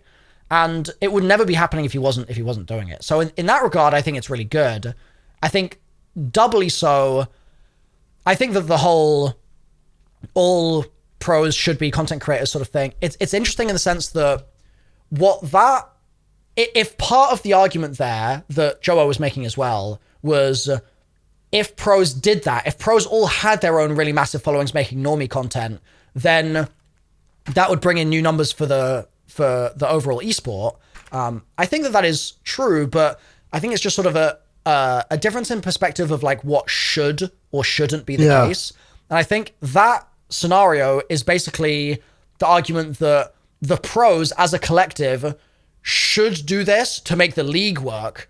Whereas then I think there's probably other pros that are like, I shouldn't need to like be a circus monkey and sort of be Activision's puppet and bring people in for them and do the TikTok dance. Like if the league should be the thing that is bestowing the eyeballs and the viewership on me. So you're getting to the key point I made in that call. Because this is exactly what I said in that call. Because I'll give you an example. Back during the MLG years, they were very good at making what we call in the industry shoulder content around the broadcast. Like these pre-produced pieces, whether they were like full on like segment shows that ran for an hour or just like 5-minute, 10-minute videos covering various topics. Like they always had a lot of ancillary content around the competitive stuff that they were covering. Mm-hmm. And when we pivoted to the CDL, they put their onus on the teams to create a lot of content, and the teams mostly did a terrible job, I will say. There are a couple of teams that I think, Optic in particular, is one that always puts out good stuff. I think Ultra, the Toronto organization, has, but like I've been very critical about the stuff that FaZe has put out. I think they have not done a good job on the content, and I know Atlanta FaZe is a different entity from FaZe Clan, so there's again a little bit of a gap there. LA Thieves has done some good stuff. I think their social is great, but like their long form content not been that good. And unfortunately, the CDL itself, their content team, I mean, if I had to give them a grade, honestly, and I don't want to disrespect people. I know a lot of people did there and work hard, tried their best, but the content they put out, if I had to give a letter grade, is like an F. Right. Like the ancillary content that they put around the league, the stuff they put on socials, on YouTube, was just not that good. And the way they marketed it wasn't that good. They tried a bunch of stuff. I know like they brought Teep in at one point, like Tyler Teep at a podcast that was sponsored. They had this like segment studio show called Contesting the Point, which is like a very forced, I don't know. It's tough. I don't know like a European equivalent to it. We have a bunch of shows in America like First Take. Have you ever seen like a clip of like First Take around the horn on ESPN? Yeah. It's like their version of that, but like those segment shows don't work when like there's not two sides to an issue. Around the Horn and ESPN was a predecessor really kind of First Take. And sometimes on that 4-person panel show, they would all agree with each other. It's and like, okay, what are we doing here, guys? Part of the beauty of this show and the way that Around the Horn used to work is like, it was a point system. So you had to, if everybody agreed with each other, by the time you're the fourth person in line, like you had to say something unique to the conversation. Like if they all agreed, fine. But like, I felt like they didn't understand the audience that they were trying to reach. They didn't understand the content they were trying to create. And the problem is because they were trying to make this play for so much exponential growth in esports. If they did not succeed right away, it was a huge problem. Right. And I can unfortunately tell you that they did not succeed. It took them 2 years to realize, man, you know what? Like the pros and the teams kind of do it for us. Like we need to cover the GA drama. We need to cover the tweets where these guys are really going at each other and calling them sometimes words we need to blur out on broadcast. Like instead of staying away from the edge, they were like trying to be so PC about it. When the edge is the reason that people tune in. The edge is the reason why you've had years where, for example, like one of the biggest storylines last couple of years is that there's a player on FaZe. His name is Draza. He's a very unliked player. He's a villain. When he goes to events, the crowd chants "F you, Draza." Right. And I'm paraphrasing here because they use another word. Right. And like that's a big deal. And he got very upset about it. His girlfriend, you know what I'm saying? Like there's a lot of this like interest in content and marketing that bubbles around in the league. I understand and your point, play that the players need to do more. But the league has not done a good job of doing these things. I think now that EFG is starting to get more and more involved with all the parts of the CDL, as the CDL team is starting to decrease, like the official full-time head count of the people in Activision work on the CDL has gone low, low, low. I think they're really down to like maybe 5 or 6 people now. Wow. I'm very curious to see, once we get to this first event in Madrid at the end of January, like what kind of content Activision or EFG is going to do, because they really stepped it up last year. They did a bunch of pieces, but I want to see them get to the level where they're doing, in my mind, they should be doing, long form documentary pieces. They should be doing profile pieces on every team. They should be covering past history. They should be covering, the mini sort of rivalries, the Thieves versus FaZe rivalry, the Thieves versus Optic rivalry, and the individual player stuff. I mentioned Draza. There's a player named Scrap on Thieves. Him and Draza, if you go Google Scrappy versus Draza, you're going to see a lot of tweets, a lot of nasty things they've said to each other on social media. It's great content. And I can speak to that because, again, I know so little about Call of Duty Esports, but I somehow know that those two hate each other. And it's proof that it works, right? Because it gets picked up by Jake Lucky and Hunter and Tactical Rab and all these other Dexerto, all the normal people that cover streamer drama. Right. Like the COD drama is very real and exists. And the league has done a bad job of covering. The teams, for the most part, get into it sometimes, especially on social. Mm-hmm. But the league has never effectively done it. And I know that traditionally the NBA, Major League Baseball, Premier League, they don't traditionally do a lot of that. The NFL does some, but I think in the esports world, unfortunately, the way it's structured, I think the leagues have to do a better job of that content. You can't just kick it to the teams and players to do it, because unlike professional sports, you don't have an ESPN talking about the NFL for 18 hours out of a 24-hour day. You know what I'm saying? Yeah. You don't have 59 websites covering it. And also, you don't they have can all get this away with external third-party media. Yeah. It's entrenched. They have to be the media, is what I'm saying. They have to replace what exists in professional sports that's driving interaction and clicks. Right. There's a vacuum here. And just saying that the players and the teams are responsible for it, it's a two-way street. The league's got to do a better job. And if they can't do it, they got to vendor out and find someone else and give them the capital to be able to execute a really good vision on that front. Yeah. So you think the core of that, if we were to boil it down to one central missing piece, I guess, of what the league has struggled with that so far, would you say it's the edge? It's basically, if they bring the edge back, it all is going to build from there in terms of just building personality and building excitement and building fandom over those players, and then eventually the edge is back. I want to give a lot of credit to the EFG broadcast team and the Call of Duty social team the last couple of years, because they have started to really bring back the edge. If you watch the COD broadcast now, they cover all of this. And they don't shy away from talking about it. When they do player interviews, they ask what we say federal questions. Mm-hmm. They really try to needle and nose players to really get into that stuff. Mm. And Activision and the people at the CDL who are left have their back on being able to execute that vision. Okay, awesome. And kind of because I think what probably happened, if I take a guess, is that in the earlier years of the CDL, stuff was said on broadcast, team and players complained, and the league backed the team and players and didn't back the broadcast team. Then the broadcast and the marketing teams got a little bit gun shy because they didn't feel like they had cover. And now that the cover exists, you're good to go. I think the edge is there. What I think that what needs to be done on the league side is they need to do a better job of blanketing social media. I'm talking all platforms, because TikTok, Instagram Shorts, YouTube Shorts is not an avenue that the CDL or CDL players really effectively have a foothold in right now. And those are, I know we can talk about TikTok ban maybe coming here in the next couple of days. Yeah. But even then, YouTube Shorts or Instagram Shorts or Instagram Reels is probably going to replace that if it's gone. Short form content and scrolling that is a big part of people's usage now. Utilizing content on those platforms, on X, and also doing good, meaningful content that you're going to show on broadcast and then lives on YouTube. That is a much better marketing strategy. There are other things, you know what I'm saying? Activision can do a better job promoting the CDL World Series of Warzone COD Mobile on the launcher. On the physical game itself, I banged that drum for a while. That BattleNet is underused. Yeah. So they've used it to promote Like, I'm pretty sure I've seen a guy I know called Geeky Pastimes. I think he did a stream at one point where he was streaming in the Battle.net launcher. Yeah.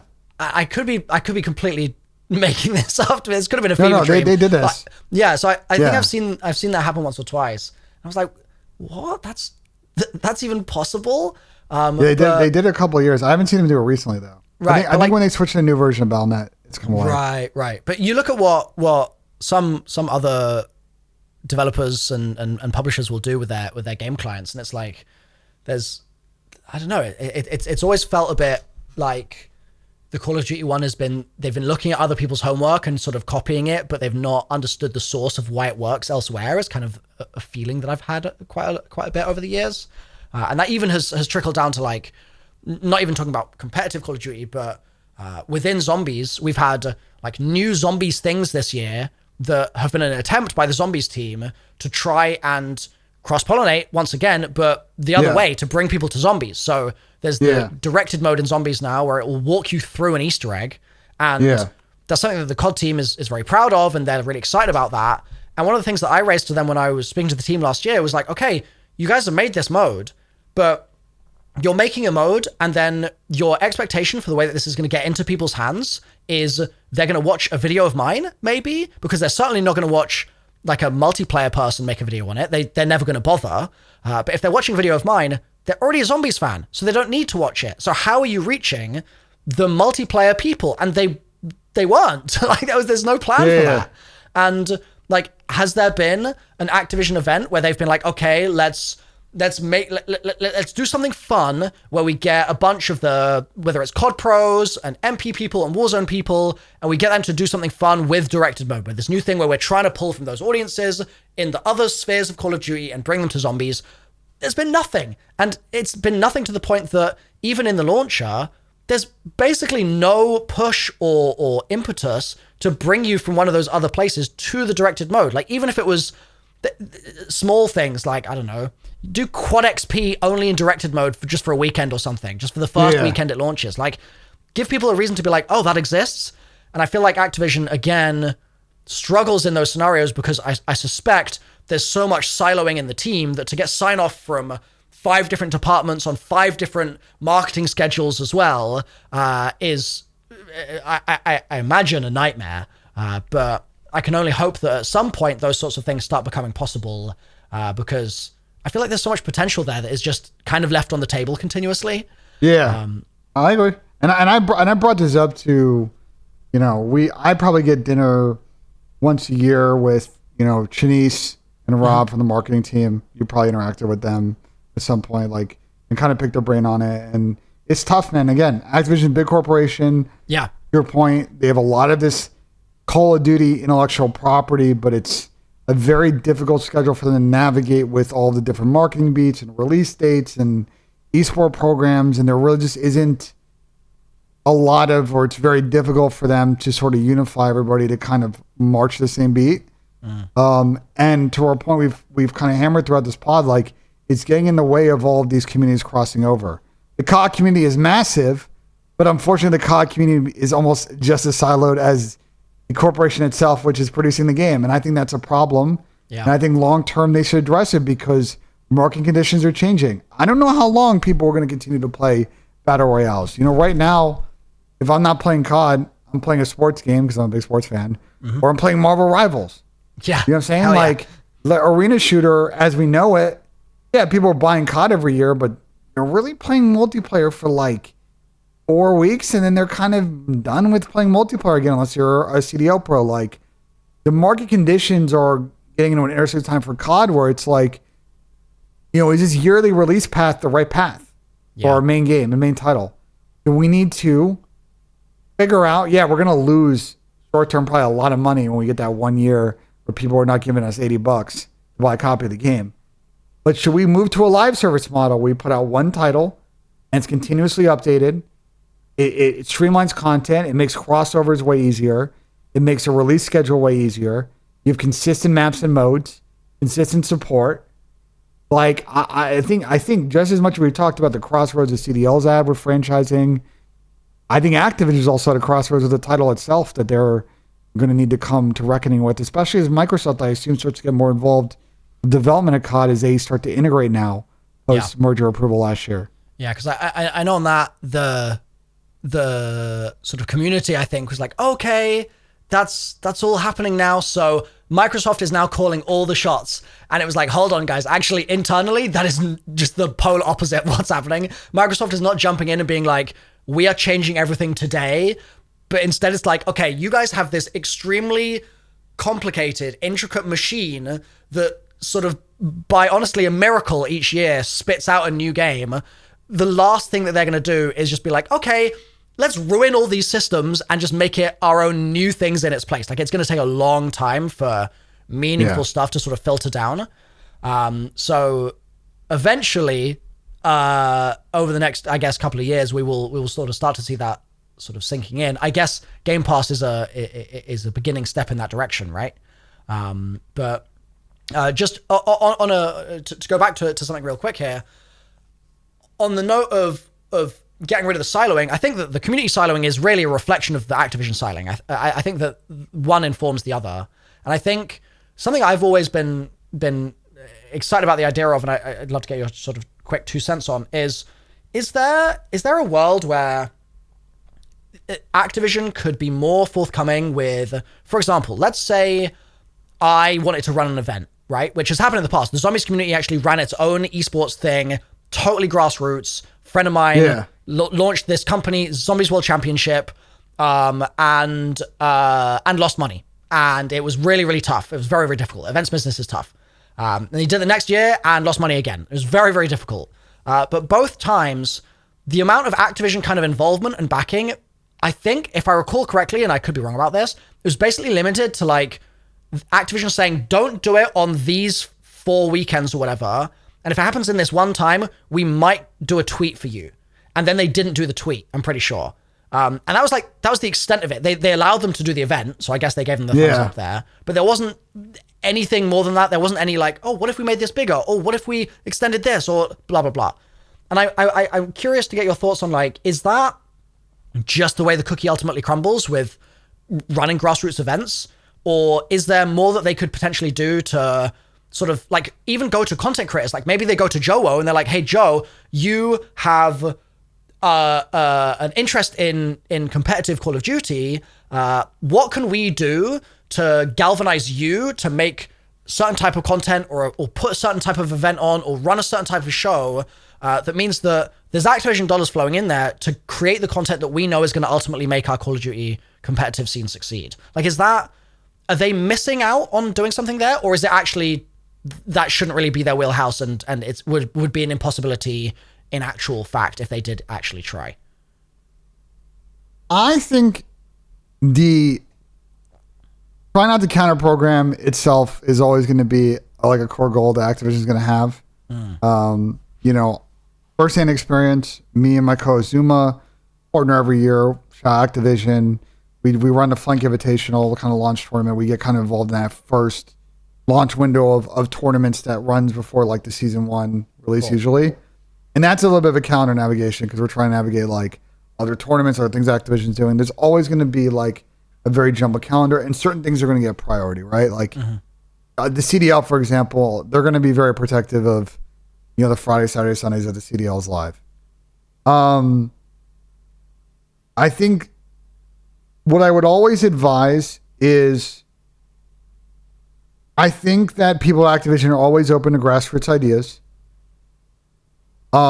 They may not necessarily have or be able to fund or white label those ideas, but I always recommend, there are people that are public in that company that, advertise that they are available to chat to on things like this, to reach out to those people. If you've got ideas, say the Zombies community, I think that's an interesting idea. And if it's a situation where it's like, hey, we have a really cool idea and a really cool circuit idea or one event idea, but we don't have like the capital to pull it off, or we don't have the TO experience to pull it off. I think there are people at Activision that are willing to connect parties together to make those things happen, because they want to see the scene succeed. They want to see the scene succeed.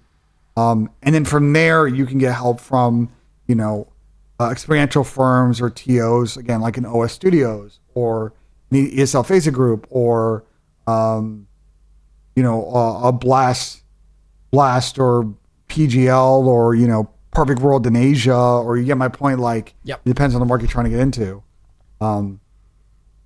I would say long term, as COD Mobile, I think in particular, is going to inevitably start to really blow up here. I think in the next 4 to 5 years. Warzone, if they ever figure out how to actually get a Warzone circuit off the ground, to blow up. You're going to start to see in the COD world that they have a very big calendar problem because not everybody's event could be on Saturday night, Right. Sunday night. You run out of days in the year. But I could argue and say, well, why does it matter? Because if you're getting less views, but everybody's watching some version of COD, what's the issue? You know what I'm saying? Yeah, like there's overlap, but if everybody's tuning into a different COD product and they're all talking about it on fucking Twitter, people have multiple screens, they have multiple TVs, they can put one up on their phone and one on their TV. You know what I'm saying? Like they'll be able to multi-screen and multi-stream it. And ultimately, it's making you more of a COD fan. So like, yeah, so it doesn't really matter. Yeah. So I think the most interesting party in this is ESL FACEIT Group, because I think that their involvement with almost all of the scenes that I had mentioned make them kind of almost in the middle of that calendar conversation, because now there's a third party to the political exercise here, because not only is Activision not going to want to counter program themselves, ESL, which beyond COD operates other esports, they're also going to be cognizant of not wanting to counter program themselves as well. So it's just complicated politics. Fair. Okay. So maybe to simplify it in as reductive a way as being like, I feel like Activision should do more here is an oversimplification, because it is a tricky problem. It sounds like it's just they should do more. They should do more, and I think they should have more public. One thing that I think they could do is they should have more of a public avenue if you've got good ideas on how to get those ideas to people that can connect you with funding or production resources or capital to pull those things off. Yeah. Like with ZWC, that was all self-funded. There was no like big capital investment partner type thing. And it was $100,000 prize pool. So like, that's significant. Yeah, it was crazy for a total grassroots thing that they tried to sort of get off the ground there. They hired out the esports arena in Orange County. There was an in-person event for it. Like it was a real attempt to really make it work just by a creative friend of mine and his business partners. I think I always look back on that and I'm like, what was the missing piece that could have made that work? Because Zombies is not a competitive sort of mode in theory, and yet people really care about the competitive scene. They really care about the speedrunning scene. They really care about the high round scene. There's always been a lot of interest in that. And so it's like, it's almost the problem that the CDL has in reverse, where the CDL has struggled with some of the core stuff, but they've had all the cool event offerings and products and things. Whereas with Zombies, it's like, we've got something people really care about, but we have no product or offering for those people to sort of tap in that way. And that's what ZWC was trying to. And I'm surprised at publishers, because I'm a big, I've loved speedrunning for a while. Like, we're kind of at the tail end of Games Done Quick. AGDQ is going on. I think it just ended, actually. I think it just ended a couple days ago, right? It was going on last week. They've got, I forget what they're called, but the mini ones, there's one on in about 10 days from now, and there's Zombies actually is going to be shown there. They're playing some Zombies as part of that, which is pretty cool. They've done it like once or twice before. But you've seen smaller developers really embrace the GDQ community. Yeah. But the big publishers haven't, and I'm very surprised because that content gets a lot of views. And I think it's an awesome like embrace of like how that community operates and the things that they do and the way that they think to kind of maximize or rather minimize how long it takes for them to do something in the game. I can't recall a time where Activision officially got involved in any speedrunning stuff, and I really think they should, because it's awesome. I'd love to see more speedrunning stuff. Interestingly, the first patch note mention of speedrunning that I think there's maybe ever been just happened 4 days ago as the time of recording this podcast, where basically the speedrun community in Zombies had one of its sort of strats patched out of the game really late. So there's one of the launch maps, Terminus, where you could basically just skip something. Yeah. You're skipping like 30 seconds of time. It's a very, very small skip. But that adds up. That adds up. But that got patched out of the game like 10 days ago. So it's months after the map came out, and it means that the leaderboards get completely reset because the strat is gone. And so I made a very big sort of deal of it in my videos, being like, this is just sort of pointless. Like no one was benefiting from the fix that they implemented, but there a bunch of people were losing out. And so in an unusual twist, in the patch notes, they were like, we heard the speedrunner community. And not only did they say, like, we hear you, they said, we're going to re-implement the thing that we patched out. So we're actually going to revert the change. And on top of that, they didn't even call it like an exploit, which they normally would. They didn't call it an issue like they normally would. They just called it a trick. And I think even just within that language, there's some implicit kind of approval of what's been being done there compared to calling it an exploit. And so I'm hoping, and this is early days, but I'm sort of hoping for that to sort of continue and persist, and for there to be further recognition of that audience as time passes. But it's super early. This is like breaking news in the speedrun zombies community. So we'll see. That's awesome, actually. We'll see how it goes. But fingers crossed. It's just weird. I feel I enjoy watching speedruns. I've enjoyed watching speedruns for a long time. So I wish Activision would get more involved with that. But that we talk about the COD festival thing. Yeah. Like it would be sick if I pulled up to a COD festival and on one of the nights we're just watching people like speedrun competition live on a stage. I think that'd be awesome. And I don't know why the publisher, aka Activision, isn't trying to explore that type of activation. You know what I'm saying? One day, fingers crossed. So we're get to it. We're getting towards the end here. We're actually gone pretty long. Hopefully you're still good for time. I'm good. I've got two last things, rapid fire things that I want to ask you here. Okay. Number one is if you could give any kind of advice or any kind of kick up the backside, Shotzzy style, to the Call of Duty pros right now about the way they're conducting themselves, the way they operate, the best way for them to build their brand in the future, what you know, having been on the side of the teams and now also being in content, right? Is there anything that you would say to them to sort of try and nudge them in a better direction, both for their own professional careers and for just the state of the scene, I suppose, as well? Like, is there anything else that we've discussed that you feel like they could do with a nudge on to get started with? I think if you're an aspiring pro, one is, I think you want to make sure that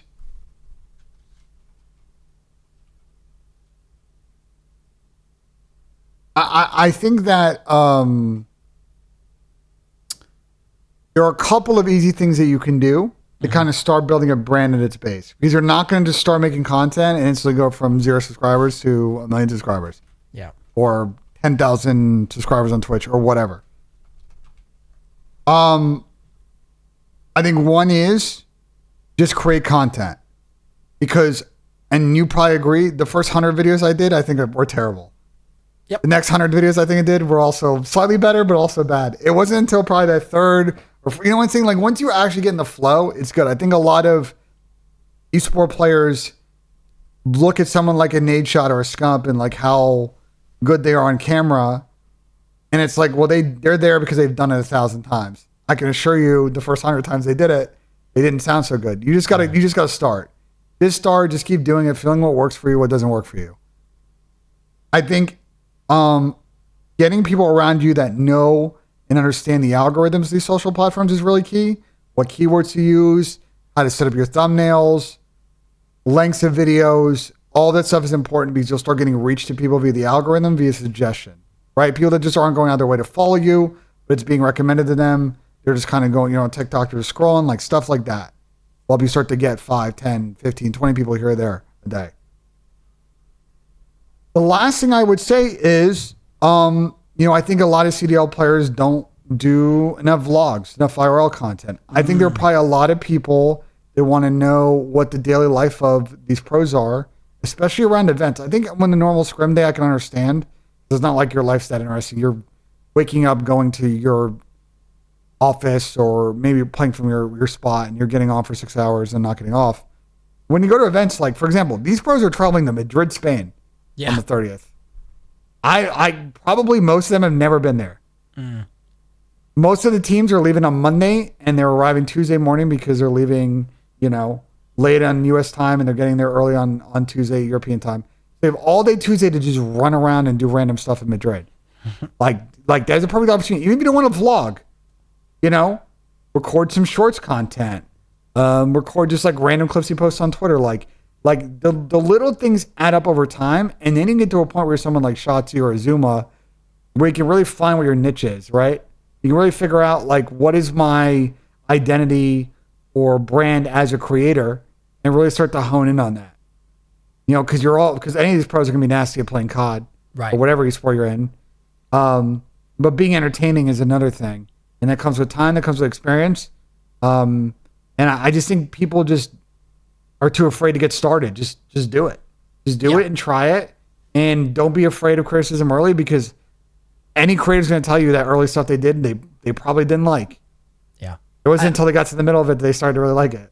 I can speak to that even just for myself, in that I started making content in 2008-9, and it was only in my view, it only became like watchable content, like stuff that I would look back on now and be like, yeah, this is passable, in like 2015. So I went through 5 years of sucking. Like, it was awful. It was, I cringe thinking back on it, but it was the most important 5 years of my life, because without those 5 years, I don't get any of the rest of my career that I've had. None of it happens without absolutely dreadful content coming out for 5 years, while I improved 1% every video, and I kept trying, and I was dreadful at making my thumbnails, and then I figured out how to make them well. And also, I think another thing that a lot of people who are just aspiring content creators in general don't necessarily realize is that they think, oh, I'm going to outsource this, right? I'm going to pay for someone else to do my thumbnails or my editing or my whatever. And that way I can like focus on my passion of maybe being a COD pro, and I can just outsource straight away. But what going through the bad times gives you, the times where you suck at it, but you're still just absolutely forcing yourself to keep trying, is it means that you have so much more of a language of understanding of what it is you actually want from those creatives that you're going to then bring on to help you make your thumbnails or do your edits or whatever. And like with this most recent COD launch, I had like over a dozen people helping me out at launch. Like, it was a massive operation for the number of people that were on my team.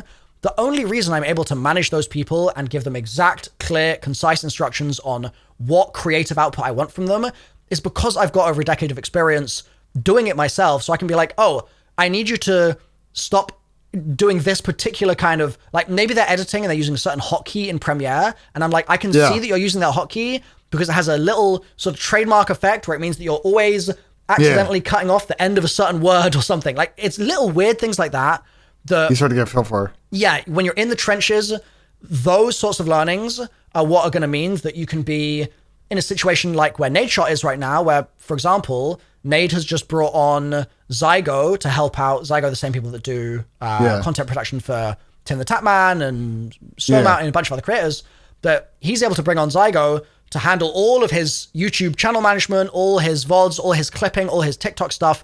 That can all go through them, so that he can then focus on what he wants to do, because he's got that understanding. He's been in the trenches and he can articulate his need there, but you can't articulate that well if you're sort of unwilling to dabble in it yourself in the first place. So I think there's like it does double duty there, both for your career in the immediate moment and for you to then be able to delegate and outsource that in a more effective way at later dates.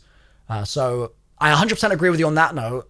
The last question I wanted to ask you is, I'm very curious to hear what your opinion is going to be of this. I've not prepped you on this in advance, so for the audience at home, this is a it's all good. I deal with curveballs all day. Don't worry about it. If you were 16 years old right now, 17 years old right now, is this the worst time ever, would you say, to become a Call of Duty pro?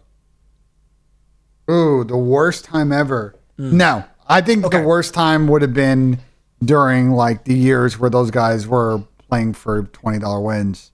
Okay. And like, that wasn't real. There's money now. There's like actually, like if you are, right now, like I'll give you an example. My co-Zuma has a challengers team of 18-year-old kids that are probably going to get picked up by pros. Like those kids are undeniably good at Call of Duty. Like if you were undeniably good, like there's still a career for you. You know what I'm saying? Like, because I hear a lot of the time, I hear the argument of like, oh, well, like the Scump era, right? It's like, sure, Scump is Scump, that's amazing, but because I'm of a similar era, not in the competitive scene, but of content creation, right? And so I hear a lot of people being like you're as big as you are today by virtue of being in early, and you just got started a long time ago, and it's different now, and it's harder now, and like da. And so I see a lot of people sort of appraise that old era as being a better time to be in that place because you were early in the scene and because there was sort of untapped potential or whatever. And I constantly see on Twitter takes these days being like, for example, part of the equation is it a bad time to become a COD pro? Well, it might not be a bad time to become a COD pro if COD is all you want to do, but it might be a bad time to decide to pick COD over picking Fortnite or over picking some other esport, right? Here's the thing. Yeah. The worst time to be a COD pro was when there was nothing to play for. When these guys were just playing PCLs and they were just playing online competition, and it was more just bragging rights within the small grassroots community. And occasionally that became them going to ballrooms. Now, if you are undeniably good, there is a chance that you're going to walk out on the main stage of grand finals in an arena with 12,000 people watching you.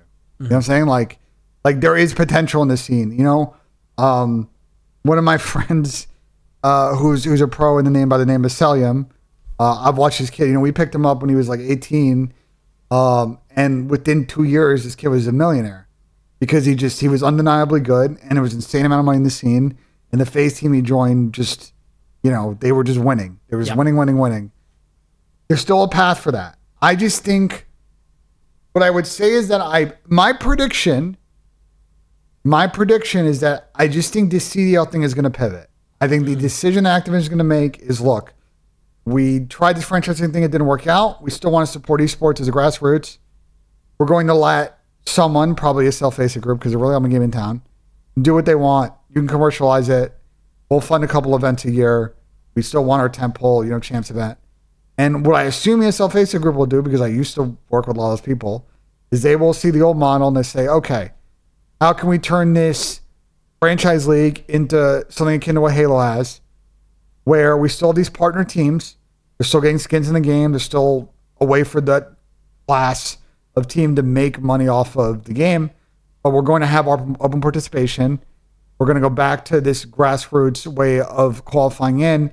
And at that point, there is a very good path for 16 or 17-year-olds because you will be able to pull up to an event. If you're undeniable, Saturday morning, you're logging in, first match of the day, Shotzzy's wiping crutches out of his eyes at 10 a.m. You've been there earlier. You got a chance to upset this kid. Right. On maybe a side station or a main stage. Like, I think eventually we're going to get back to that. I don't know if it's next season. I don't know if it's a season after that, the season after that. But I think franchising in esports is really dead man walking at this point. I just don't see the upside in that business. And the only reason they're still around is they're just trying to figure out how to land the planes in all those different avenues. Yeah, like how the hell do you wind that down? Yeah, so everybody doesn't lose millions. But I think inevitably, for COD, I think that partnership model will work. I think you still want to be able to have an equitable path where these influential teams are partnered and have an interest in the league and make MTX, and they're going to always feel competitive. Really good, high-quality teams are always going to be building good rosters.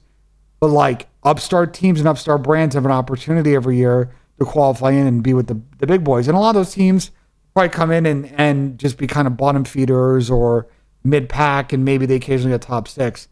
But you at least had that opportunity for some kids in the bedroom to size the team together, pull up to an event and do well. Enigma 6 is a brand, a tiny brand, doesn't really exist anymore. But in AW, these kind of 4 kids out of nowhere started pulling up to events in AW and doing pretty good and beating pro teams. And unfortunately, none of those guys really got picked up onto like a big team and became a mainstay pro. But a couple of those guys are still in the scene as coaches now, other participants. But they're a great story of guys that just kind of grinded and got an opportunity. And they were like, at one point, they got third in an event. Like they were beating pro teams. Dang. So it's doable.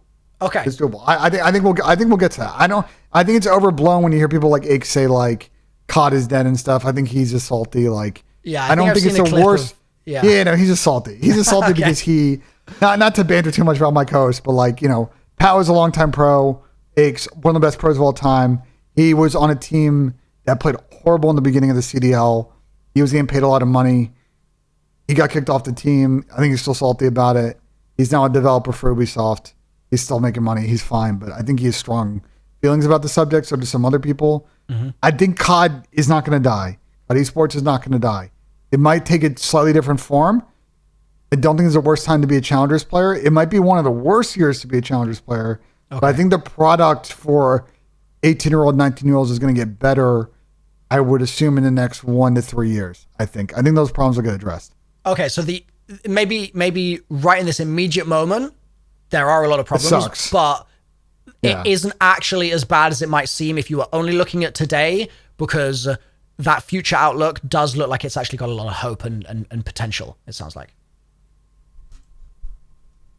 I think that what I assume the league is going to do as regards to that age bracket is they're probably going to explore moving that competitive scene off of PC to console for cost reasons, and that will also help barrier entry as well.